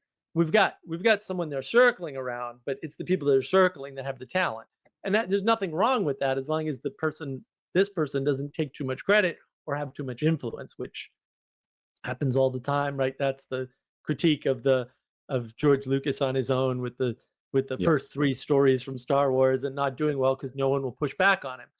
So I think his mystery box thing is a post hoc rationalization of what he's doing, because I don't think he understands that he's just terrible. Like, he's just awful. That's the easiest way to understand him. And a friend of mine, a very good friend of mine, had a theory about this at the time that she told me. She said, "Oh, they were doing stuff on an online forum before they released Lost and trying to work out the story." And she said very early on in this forum, because she was part of the forum for she's really into film. Like, she's watched all kinds of movies that I have no interest in. And she said, somebody said, "Oh, they're in hell." And the I think it was Lindelof or one of them said, like, no, that's not it at all. Right. But then that was it. Like, they thought they had a clever twist, but then they didn't really understand. And it's an unfair sampling. People on the internet back then, in particular, these are not the dumb people in society. Right? They're not the ones that are easily fooled by your cleverness. You're dealing with, second or third tier clever people already. So the idea that you're smarter than, we'll say, the sum of them is like ridiculous. So that's why the show went the way it went, because they got caught with the ending too early. And then they just tried to find a better ending or a different ending, and they never could. And eventually they had to settle on the original ending.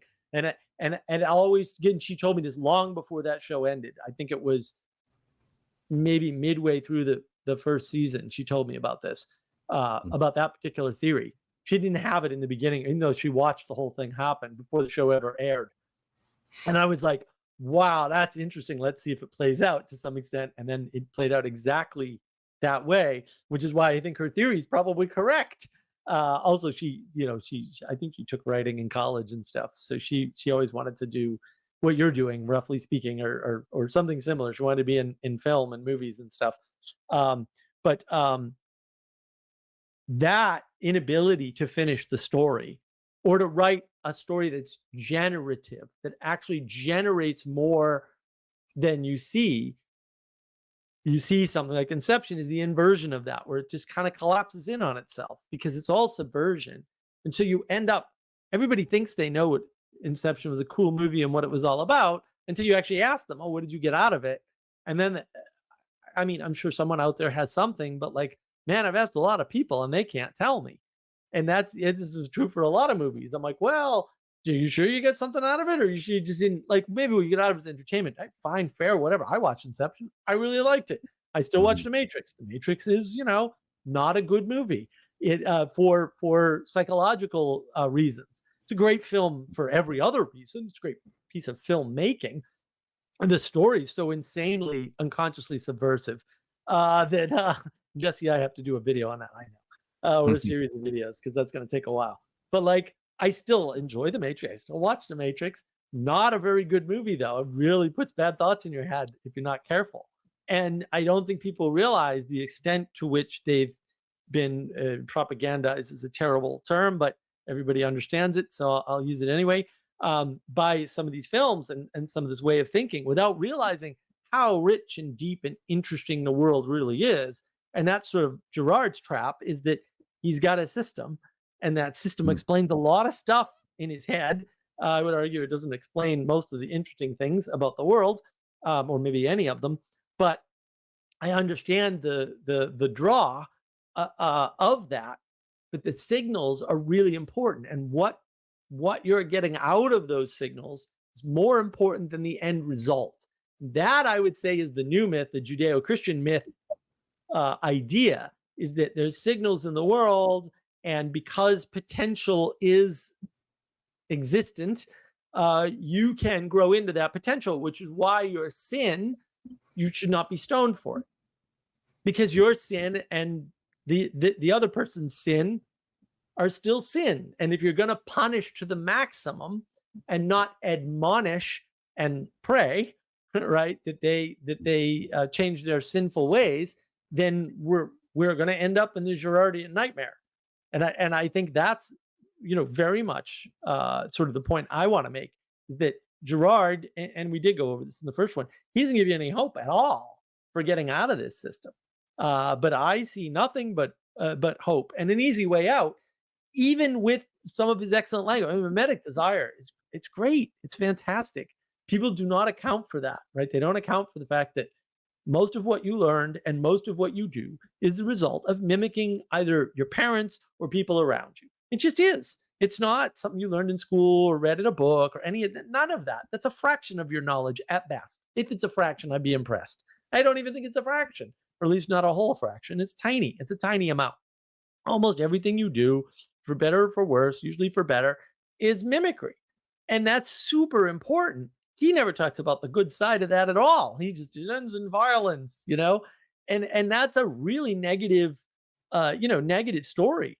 And I mean, all the pieces are there. He talks about desire being mediated by a model. Okay, that's good stuff. Let's go with that. And he skips right over that. And he mentions it, right? But then this is a trick people use. They mention correct statements with incorrect statements. They prove the correct statements, which isn't hard. They're correct, right? They never give you examples of the incorrect statements. But you assume that, well, they made this statement and this statement. They proved this one. You're not really tracking because it's not really easy to do. Very few people can actually do it. And then you think, well, everything he says is correct. And then you end up in the Jonathan Peugeot position. I don't. I know. I know he went wrong somewhere, but I can't quite pin it down, right? And it's like, well, Mhm. yeah, that's the trap of the postmodern.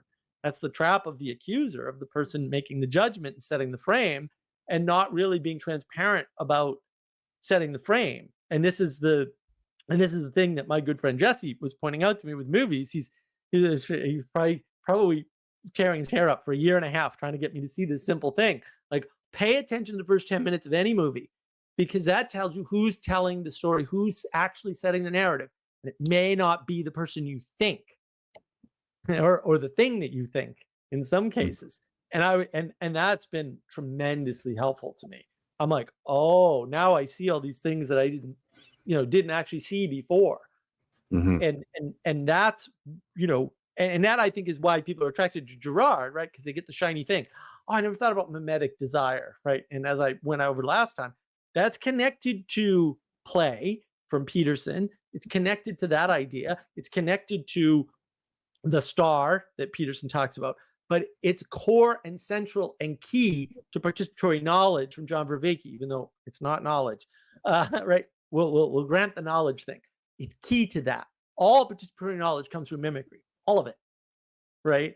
And that's really important, right? And then you can say, well, play, you do things that you've never seen before, yeah, whatever. But you're experiencing that within a framework, right? And there's an inspiration to play, which is the inspiration towards exploration or discovery, however you want to frame it, right? And you're basing that on the mimicry.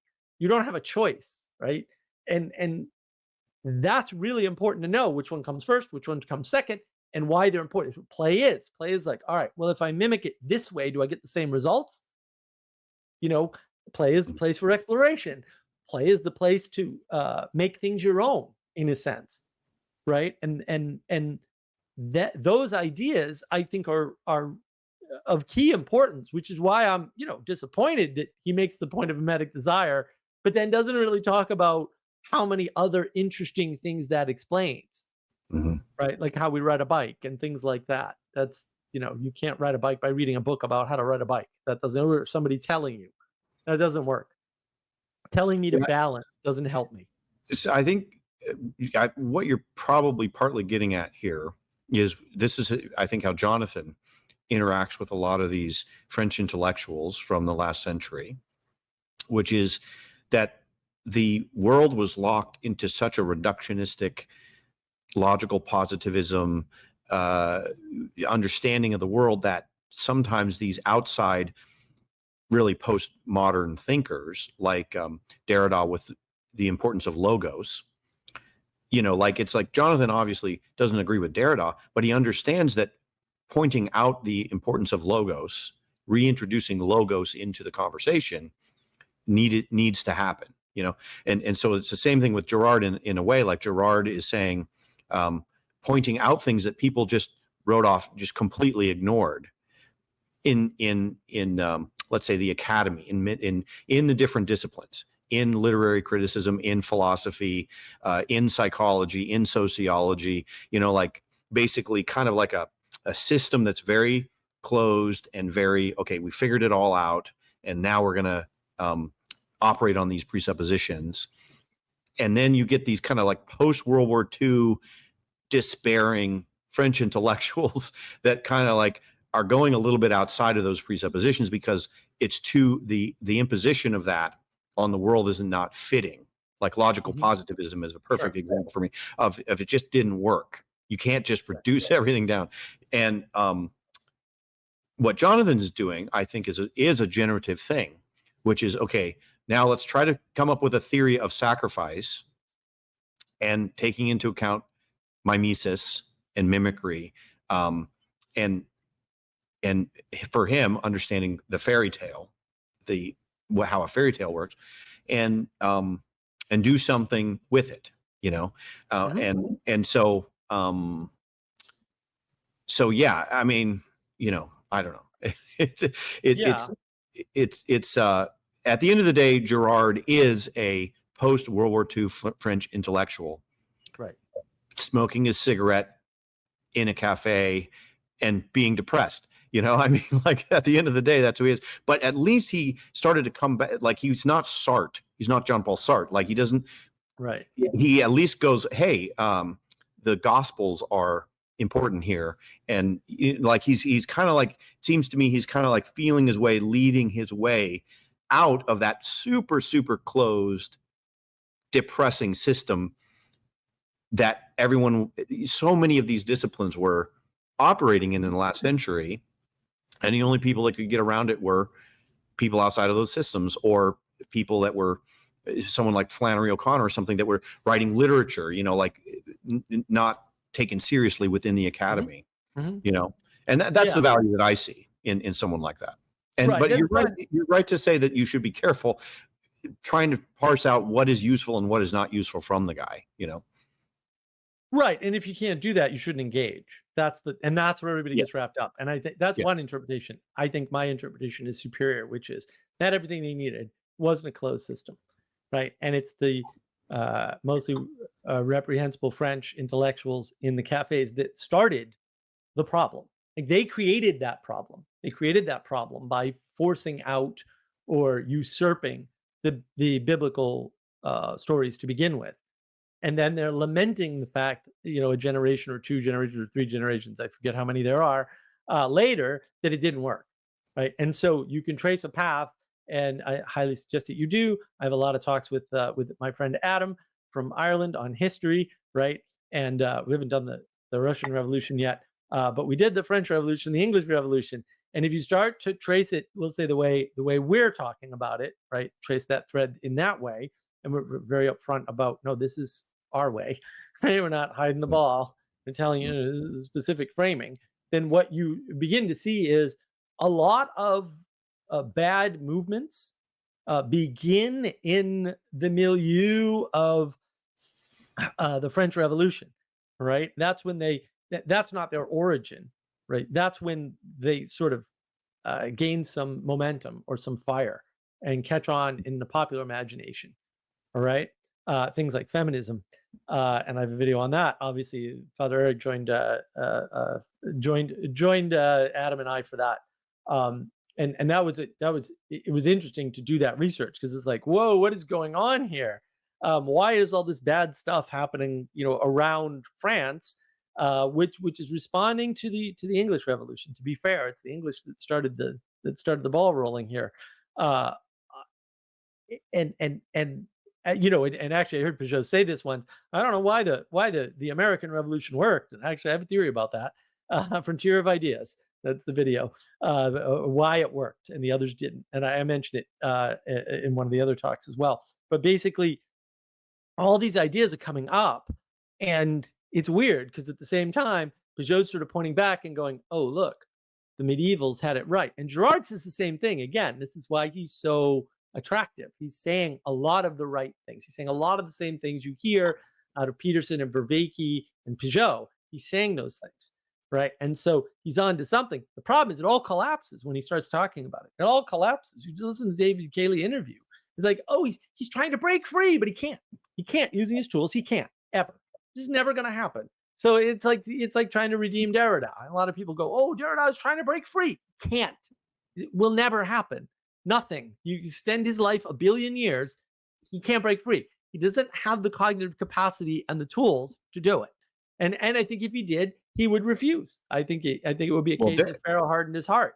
I think that everybody else is giving them way more credit than they would even want. They want to stay miserable. No, I'm pretty anti-Derrida. I wouldn't even, Derrida to me is someone you should avoid. Yeah. But so what is the tool that Girard is lacking, that you're saying he's lacking the tool? What is that tool? Well, I think he's the main tool that he's lacking is, again, this idea of signals and escalation. Like you just add signals and escalation to mimetic desire, and all of a sudden you have other ways out, right? And so now you've explained all the interesting and important things in the world. Like, why did that guy not escalate to a fight? Because that's far more interesting to me than why a fight happened is always an easy thing. Like, yeah, no kidding. These two people wanted the same thing, or got into an argument over a girl or whatever. No kidding. Right? Like this is not something that needs to be pondered intellectually. What needs to be pondered intellectually is why people don't fight all the time. That's really interesting, especially given that Girard is right about a lot of this stuff. Well, the answer is signals. And as I pointed out earlier, escalation. If I tell you up front, no, bro, you crossed the line. You're going to the hospital with me if this gets physical. That works. Doesn't work all the time. I've been blessed. It's worked every time for me so far. I hope I never have to do it again. But also, like, it's a good move, right? People should know what they're getting into. Because then it's like, oh, fair. If I put you in the hospital, I'm not going to feel bad. I told you that was going to happen, right? I'm really just absolving myself of future crimes at that point. So I'm okay with it. Like I'm like, hey, let's be upfront. Let's be honest. I'm all in. Are you all in? Because if you're not all in, maybe you don't. Call my bet. That's actually really important. One thing that is useful, though, I think, is if you find yourself in a situation where you're getting scapegoated and you didn't do anything wrong, this will help you understand it. If you, like I said, like if you, like I said to you in the email, if you go into a place where everybody's a perfect example is the Houston Astros when they were cheating in 2017 when they were hitting the trash can. There was a certain culture that was existing in that clubhouse, led by one player that said, "We're going to do this," and he had more clout than the manager, and everybody kind of went along with it, And so then if one person goes in there and says, "Hey, well, I don't want to cheat. I don't want to do that. Don't hit the trash can when I'm up at the bat." What's going to happen? They're going to find some reason to scapegoat you. They're going to say, that's one scenario, but there may be other scenarios where you're going, why are people upset with me? And I'm trying to be the good guy here. This will help explain, that, the reason why Joseph's brothers didn't like him wasn't because, like, for example, I've heard people try to explain the Joseph story saying the reason why Joseph got thrown down a well is because he was arrogant in the way that he told the dreams to his brothers. Like they're trying to find some reason why they would not like him. Right. Or if, for example, Cain and Abel or whatever, where it's like, no, sometimes the reason why you're suffering is because you're not corrupt, is because you're righteous, and that's the reason why you're suffering, because you're in an upside down world in some sense. And the upside down world doesn't want, if the corrupt organization doesn't want you living right side up. They want you to do it too. They want you to engage in whatever it is that they're engaging with.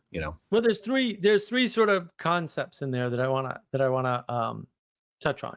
So that's one explanation, and it's not necessarily a bad explanation. And read Job. Right? The reason is unknowable to him ever, and how dare he have the arrogance to try to understand it? Because that's very much in the story of Job. Okay, you shouldn't even bother to try to understand this. Just accept what happened because it happened, right? Because but also don't say that, well, I must have done something wrong to deserve this. Right. In this case, you didn't do anything wrong to deserve it. You didn't do anything wrong to deserve it. It had nothing to do with him. No. And if you're thinking to yourself, well, if something bad happened to me, it must be that I did something. But sometimes not. Sometimes, And that is something you can never understand. And so your argument that, understanding helps, I would argue no. Well, you can understand it if you want to know why somebody's upset with you and you didn't do anything wrong. In that case, it's like, well, maybe. But I wouldn't call that understanding, Justin. I'd call that acceptance. Just accept that these things happen, irrespective of whatever information that could exist, right? Because effectively, with Job, there's a bet, and he's on the wrong side of the bet. That's it. And he's on the wrong side of a bet that he doesn't know anything about and is never told anything about. And instead of being told about that, which he could have been, basically I was hanging out with Satan here, and you made me a bet. And, I was like, I'll win that bet all day long. And for this, you had to suffer. He could have said that. He doesn't say that. He says, listen, bro, who are you to question me? Look at what I did. Right. Like, just accept it. Give up. Accept that you did nothing wrong, and accept that bad things happen anyway. Right. It's kind of a third state, right? And this is another thing Girard doesn't account for. 3 states: guilt, innocence, neutrality. You're just living your life, man, and things are going to happen. And then that goes into 2 other concepts. So one is, yes, when you're in any group, and I actually liked your example in email better, the corrupt police station. But when you're in any group, the tribe wants you to join the tribe. Like, of course they do, right? And there's a point to that, right? Which is, if you're not doing that, A, the tribe is weaker. That's definitely happening, right? And B, you're judging them. That's way more important. Like, being good in a situation, irrespective of whether or not other people are good, is a judgment. Yeah. And that's a big problem for people. They might not like you for that. Right. And then, but here's the real point. Like, this is the power of mimetic desire. Why is my good behavior a judgment on you, Justin? Because you seem to behave very well, from what I can tell. Like, I don't know, maybe you're a serial killer, but it doesn't seem that way. So until otherwise, you seem like a really good guy, like a genuinely good, kind, honest person to me. Otherwise, I wouldn't talk to you, by the way. So if you want to know criteria for me talking to you on the channel, there they are. Um, Uh, so why would it be that maybe something I do would judge you? And the answer is mimicry. There's the mimetic desire right there. mm, Now there's the positive aspect of it. You can mimic a good person. And like this goes back to the saint comment that was on the video. Thank you, Castle. Love to hear your comments, by the way. Keep them going. Right? Like there's an exemplar that you can mimic, or a set of things you can mimic from an exemplar is probably a more precise and accurate way to say it. Right. yeah. But also just like me doing something, better than you, or, maybe you're looking at that beautiful goat and going, man, he's got a goat. I didn't draw the goat, of course. We all know I can't draw. Mhm, Sarah drew the goat. She did a mhm, fine job. Right. But you're like, she's got a goat on the whiteboard. And all I have is my stark looking apartment background. Right. That's all I have. And that's a judgment on me that I didn't put in the time, or make somebody else put in the time. Sarah, come in here and draw a goat. you know, yeah. I don't have a staff. What's going on? It is a judgment that's there. And it's via mimicry, though. It's not via me going, the hell, Justin? What's with the bland background, dude? Can't you even like get a whiteboard or have somebody draw Mhm, something on it for you? Like I didn't do that. That's yeah. ridiculous, Well, right? People this is do that though. excellence is judgmental, you That's know? right. So it's like you run into somebody, they're a super good guitar player. You can't play the guitar at all. What does that say about you? So you're right. You can. It depends on how you react to it. That's right. There's one way you could react to it, which is to say, I don't want anybody who plays a guitar that good to exist because it exposes whatever my lack of skill, or My like weakness. Salieri in Amadeus with Mozart. He's Yeah. like, I don't think Mozart should exist because it's showing how mediocre I am. Right. That's one way, and the other way is the scene in Amadeus where he starts helping Mozart and he starts composing with him, and it's a scene where they both feel this sort of elation, and then Mozart dies, and that's why the movie is a tragedy. But that scene is a beautiful scene where you can see the character of Salieri. That's his moment where he could have switched, he could have flipped it, and he could have learned to appreciate Mozart and gone up with him in a way, Right. accepting the fact that sometimes people are better than you. Like sometimes people are just more genius than you are, Salieri. Sometimes there's Mozarts in the world, and now you have to decide: am I just going to resent the genius, or am I going to accept that the genius is a genius and I'm not, Yep. and still live my life with gratitude? Right. I think that's the choice that you can make. Right. Well, there's the gratitude, and that's born of the grace and the understanding of the grace, not the giving Yeah. or receiving of the grace necessarily, just the understanding of the concept. Right. Hmm. And then you can choose resentment, right? You can choose resistance, you can choose rebellion, right? Or you can choose a mutual sacrifice. And so I think the way to think about scapegoat and sacrifice in general is, you know, we each give up some of our time, energy, and attention, and not just in physically doing the video, but also the emails back and forth and all the, maybe sleepless nights, right? Thinking about this, right? In anticipation of being able to talk about it with somebody who, has some disagreements with you for sure. That's true on both sides. We already know this. We went in knowing that, right? So we're Yeah. both already sacrificing or giving up so that we can go up together. Like we've Mhm. already made that decision, right? And this is when Peterson sort of talks about competition versus cooperation, and I have a video on that, of course. Competition, cooperation. Right? There's no such thing as competition without cooperation first. Like it doesn't work.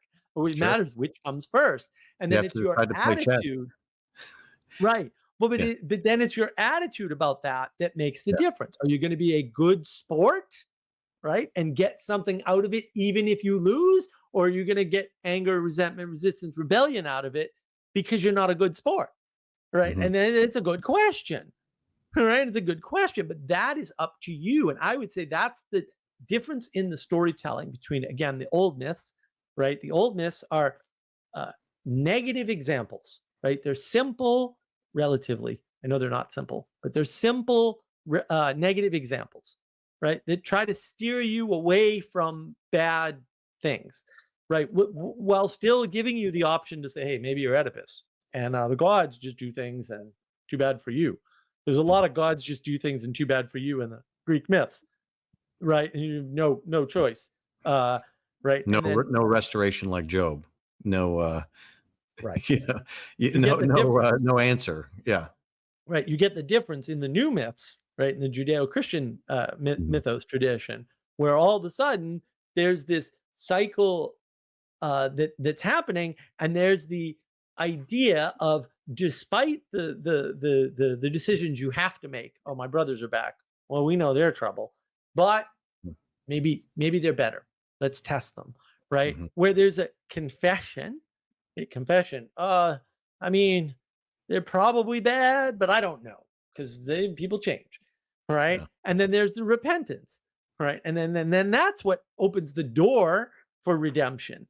And that like Girard doesn't talk about any of this, and I think that's actually the most interesting part of the new myth tradition is the potential is opened up, right? Whereas the Greeks are just saying, look, don't do these bad things. And, bad things are going to happen. And, maybe your life's a tragedy, or maybe it's a comedy, whatever, right? They're just kind of like ambivalent on Well, the. it's very deterministic. It's sort of again, it's like you're locked into this world that the gods control, and a lot of the point of them is just being okay with the fact that you don't have any control and you're locked into Yeah, this deterministic system. Yeah. right. It's deterministic without being fatalistic, but it's also deterministic and arbitrary, Yeah. right? As a There's a prophecy about Oedipus Rex.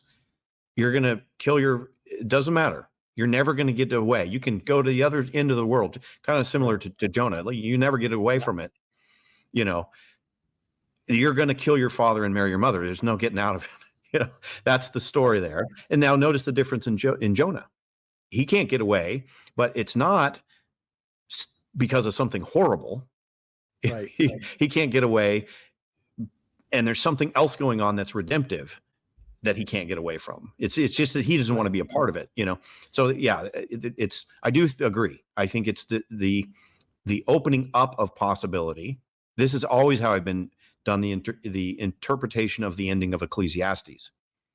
It's this notion of I just try to make sense of everything, but the world is bigger than my understanding. That's kind of where he gets at the end of it, and I think that's a posture that works in your life. Yep, Just yep, to say, okay, I know that things are going to happen that I don't understand. I know that mhm, unexpected things are going to happen, and my life isn't going to go exactly how I think it should go, but that's okay because the world is bigger than me, and the world is fundamentally good at bottom. It's not evil like in Oedipus Rex, where the God is just playing with them. That's the difference. it's not And it's evil or arbitrary. yeah, yeah, Right. And also, the lesson there is your agency matters, mhm, whether you get the results you expect in the immediate or not. And yes, that I think is the bigger message. That's the message of Cain and Abel. Like your agency matters and your attitude about your agency also matters. That's what's important to the world. That's what's shaping the world. That's what it's doing. It's opening up a potential, right, for a neutral condition, for a neutral space from mhm, which you can act and affect the world. And again, Gerard's missing all of this. Like he's missing all these tools, probably because he's lit crit in the Bible, and he's not a very good lit crit. Like, I don't know what to tell you. It's all there, right? And so why didn't you see it? Well, you had already gone in looking for something, which was a solution to a closed system that you created, or that it will say that the idea of lit crit as such created. Like you can mhm. somehow be a critic of something that you can't reproduce yourself, and look, I mean, if you're going to critique it, you better be able to do it better than everybody else. Otherwise, again, I get questions. I just get questions about what you're doing, and I'm not saying you definitely can't find things. I mean, I'm Yeah, going to shred the matrix at some point with Jesse, right? And we'll both find stuff. That's not hard in that case because man, there's a lot there. But we're not going to say like, well, really, what the Wachowskis were thinking was I don't know, and I don't care. Like, it's not germane to what signals, right, Yeah. are being sent, right? What matters is what signals are being sent and how they're being delivered, and what that means for you, for your actions in the world, right? I mean, it's not a coincidence that simulation theory pops up 10 years after the Matrix comes out and becomes popular. That's not a coincidence, right? Mhm. And here are a bunch of physicists basically copying a movie through mimetic desire and not realizing it. Like, they don't even know that they've done this, and they can't understand, because I've talked to a few of them personally. They can't even understand that, no, you're just making the best argument for intelligent design that anybody could. Because simulation theory is just, there's definitely a god and he definitely created a world and we're definitely in it. Oh, really? Thanks. I'm fairly sure I heard that somewhere before, though, and I didn't need any physics to figure it out. But Yeah.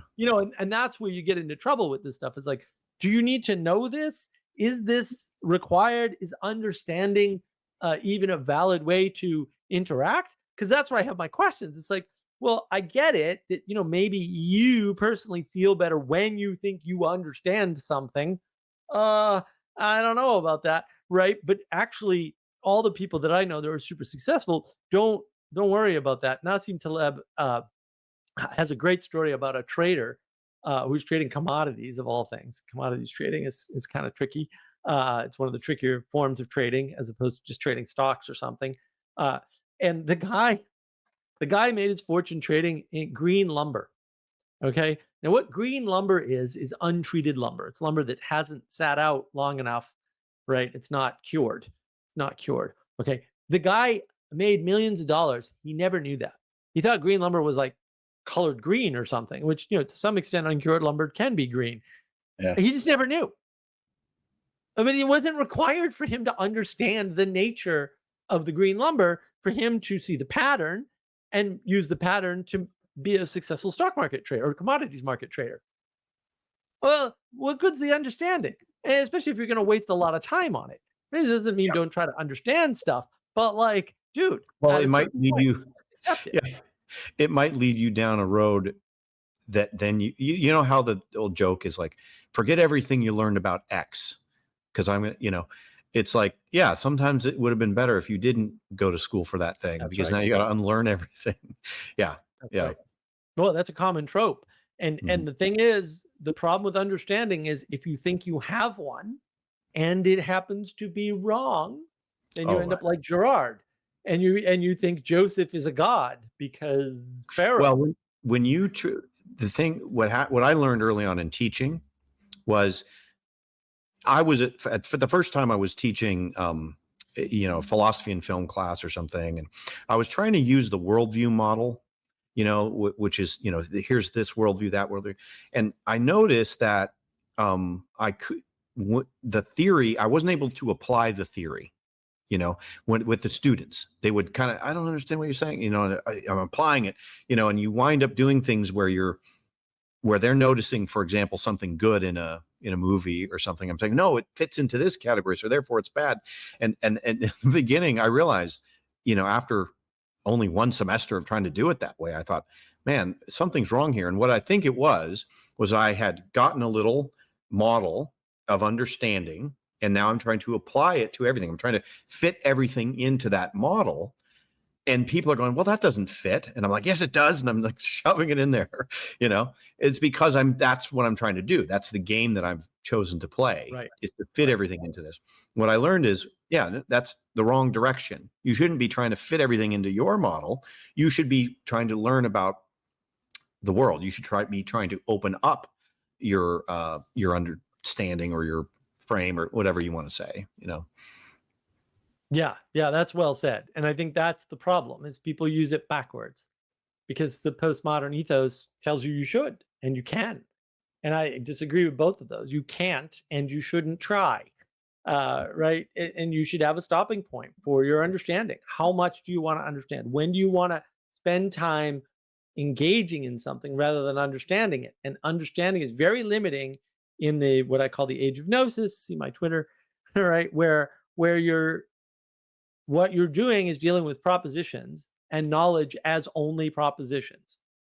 because that's not the world. Like again, what solves that? Mimetic desire, because then you can talk about propositional knowledge, right? You can say, see, Mhm. there's types of knowledge you don't even know about.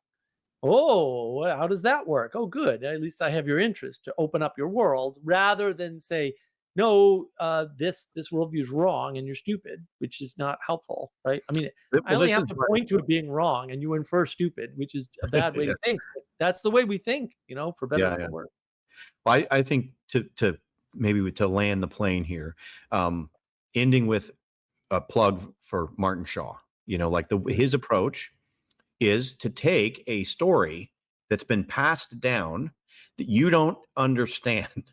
Like when you listen to his stories, I just recently went through and listened to a whole bunch of his stories, any that I could find online, because they are, a fairy tale, like a folk tale, a fairy tale, you know, what Jonathan's doing with Snow White and Jack and the Beanstalk and things is like, it doesn't really fit into my preconceived categories. Things happen that I'm like, I don't get that. And Martin Shaw's point is, well, just keep telling it and then Right, see what happens. It's right. given to you for a reason. It's passed down to you for a reason. And you should be open to that.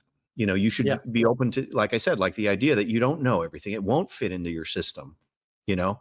And that those kinds of stories, the ones that open up instead of you could say, let's say your Christopher Nolan theory, ones that open up are the ones that when you tell the story, someone is learning something that you don't even know. yes, They are getting exactly. more out of it than even I understand. That's Now you're a channel, you're channeling something. It's not like I know everything, now I'm teaching it to you. It's more like, here, I've been given this, and now it's passing through me to you, something like that. Yeah, you're participating in something bigger than yourself. And because you're doing that, if you're able to do it in a humble way, you're passing things along that you don't understand. A lot of that is what we would refer to as second order effects, Mhm. right? Where, maybe you're trying to tell one lesson and they're getting six other lessons at the same time, as well as the one you're telling. Well, the one you're telling is the first order effect, and the six others are second order effects, right? And that is something that's reciprocally opening, to use John Vervaeke language on this, Yeah. right? As opposed to reciprocally narrowing. Right. And that's a huge difference, right? Because the reciprocally narrowing is the constant subversion. Only ends with a subversion because it can't create anything. It can't be Yeah. generative. It can't manifest a potential for you. And I was talking to Father Eric right after the Symbolic World Summit, and he said, "Oh yeah, I remember Martin Shaw told this story and blah blah blah." Blah. And he said, "I really like the ending." And I said, "Oh yeah, what was the ending?" And he went, "Oh, I don't remember." And I went, "Oh, so you didn't notice he didn't end any of his stories?" And he went, "What?" And I went, "Yeah, neither did Nicholas Kotar." And he went, "What?" He had never thought about it. None of those stories had endings. None of them. And that's not a bad thing, right? Because there are stories to teach you Yeah. something, about Yeah. some important pattern in the world. It's a pattern. The pattern doesn't have an ending. The pattern has a continuation. Right? Yeah. That's what a pattern is. Right. And so it's like, oh, he didn't even notice that. Just assumed I heard a story and stories have endings, and therefore I like the ending. He didn't know Yeah. what the ending was. There wasn't one. I was like, oh, well, that's interesting. What opened up in your brain? I don't know. Hopefully, lots of good things that I don't know anything about, and I don't need to know anything about. Right? I just need to convey that story in the best way possible so that people realize, oh, and then you should be aware, right? You should be aware that you're not fooling yourself into thinking you heard the ending of a story that didn't have one.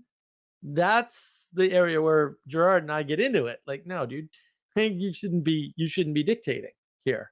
And that's sort of that to me is the key. So the question is when you're engaging, are you engaging with something, that closes you in, right? Or that opens you up? And I could say there's two ways to open people up.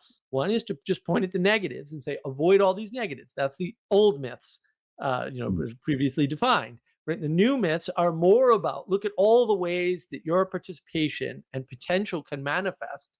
And if you continue to behave as if potential can manifest and anything has the opportunity to be confessed and repented, then the opportunity for redemption is always available. And maybe you have no access to that because maybe it doesn't happen while you're alive, or maybe it does. But it's that opportunity exists. And that's more important, even if it doesn't manifest, than closing things off and having an ending and understanding things. And Yeah. and that I think is the really important part. It's another area where Gerard falls short, right? Because he's trying to give you an understanding of something that doesn't have one by his own admission at some point, but also doesn't need one. Like you don't need to know why these things are happening. You need to deal with the fact that they're happening, and you need to find a way to deal with it that doesn't shut down the possibility for others as well as yourself. Right. Yeah. Well said. I think this was great. I think this was a great discussion. I actually learned a lot. I think, yeah, I got a lot. I have a lot to chew on now. Oh, good. Well, that's Yeah. that's my goal, and yeah, you've given me a lot to think about too. And now I want to go and watch a few more of your videos and think more about Breaking Bad and stuff. Because yeah, that was always an interesting one for me.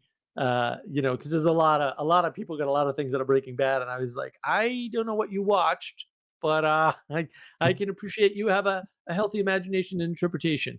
Mhm. So look, Justin, I really appreciate the time. I'm glad we had a little bit more time and no constraints. Yeah. Although it naturally seems to fit into a little over 2 hours here, so that's not bad. Mhm. And then I don't know, would you be opening to going a little bit further if we get enough engagement from the audience? Sure. Sure. I mean, again, I'm looking to develop generative theories about these things. Mm. And again, in my main focus is to help people create things of value. And in my case, it's usually creative projects. It's writing, documentaries, movies, story, narrative, um, and so that's what I'm looking to go. That's the direction I'm looking to go. So anything that will help me with that and help me to help others with that, that's what I'm looking to do. To just keep going in that direction. Great, guys, put your comments in. Let's help Justin go in that direction, and we'll try to have another conversation soon. Great. Thanks, Mark. Thank you. It's been lovely.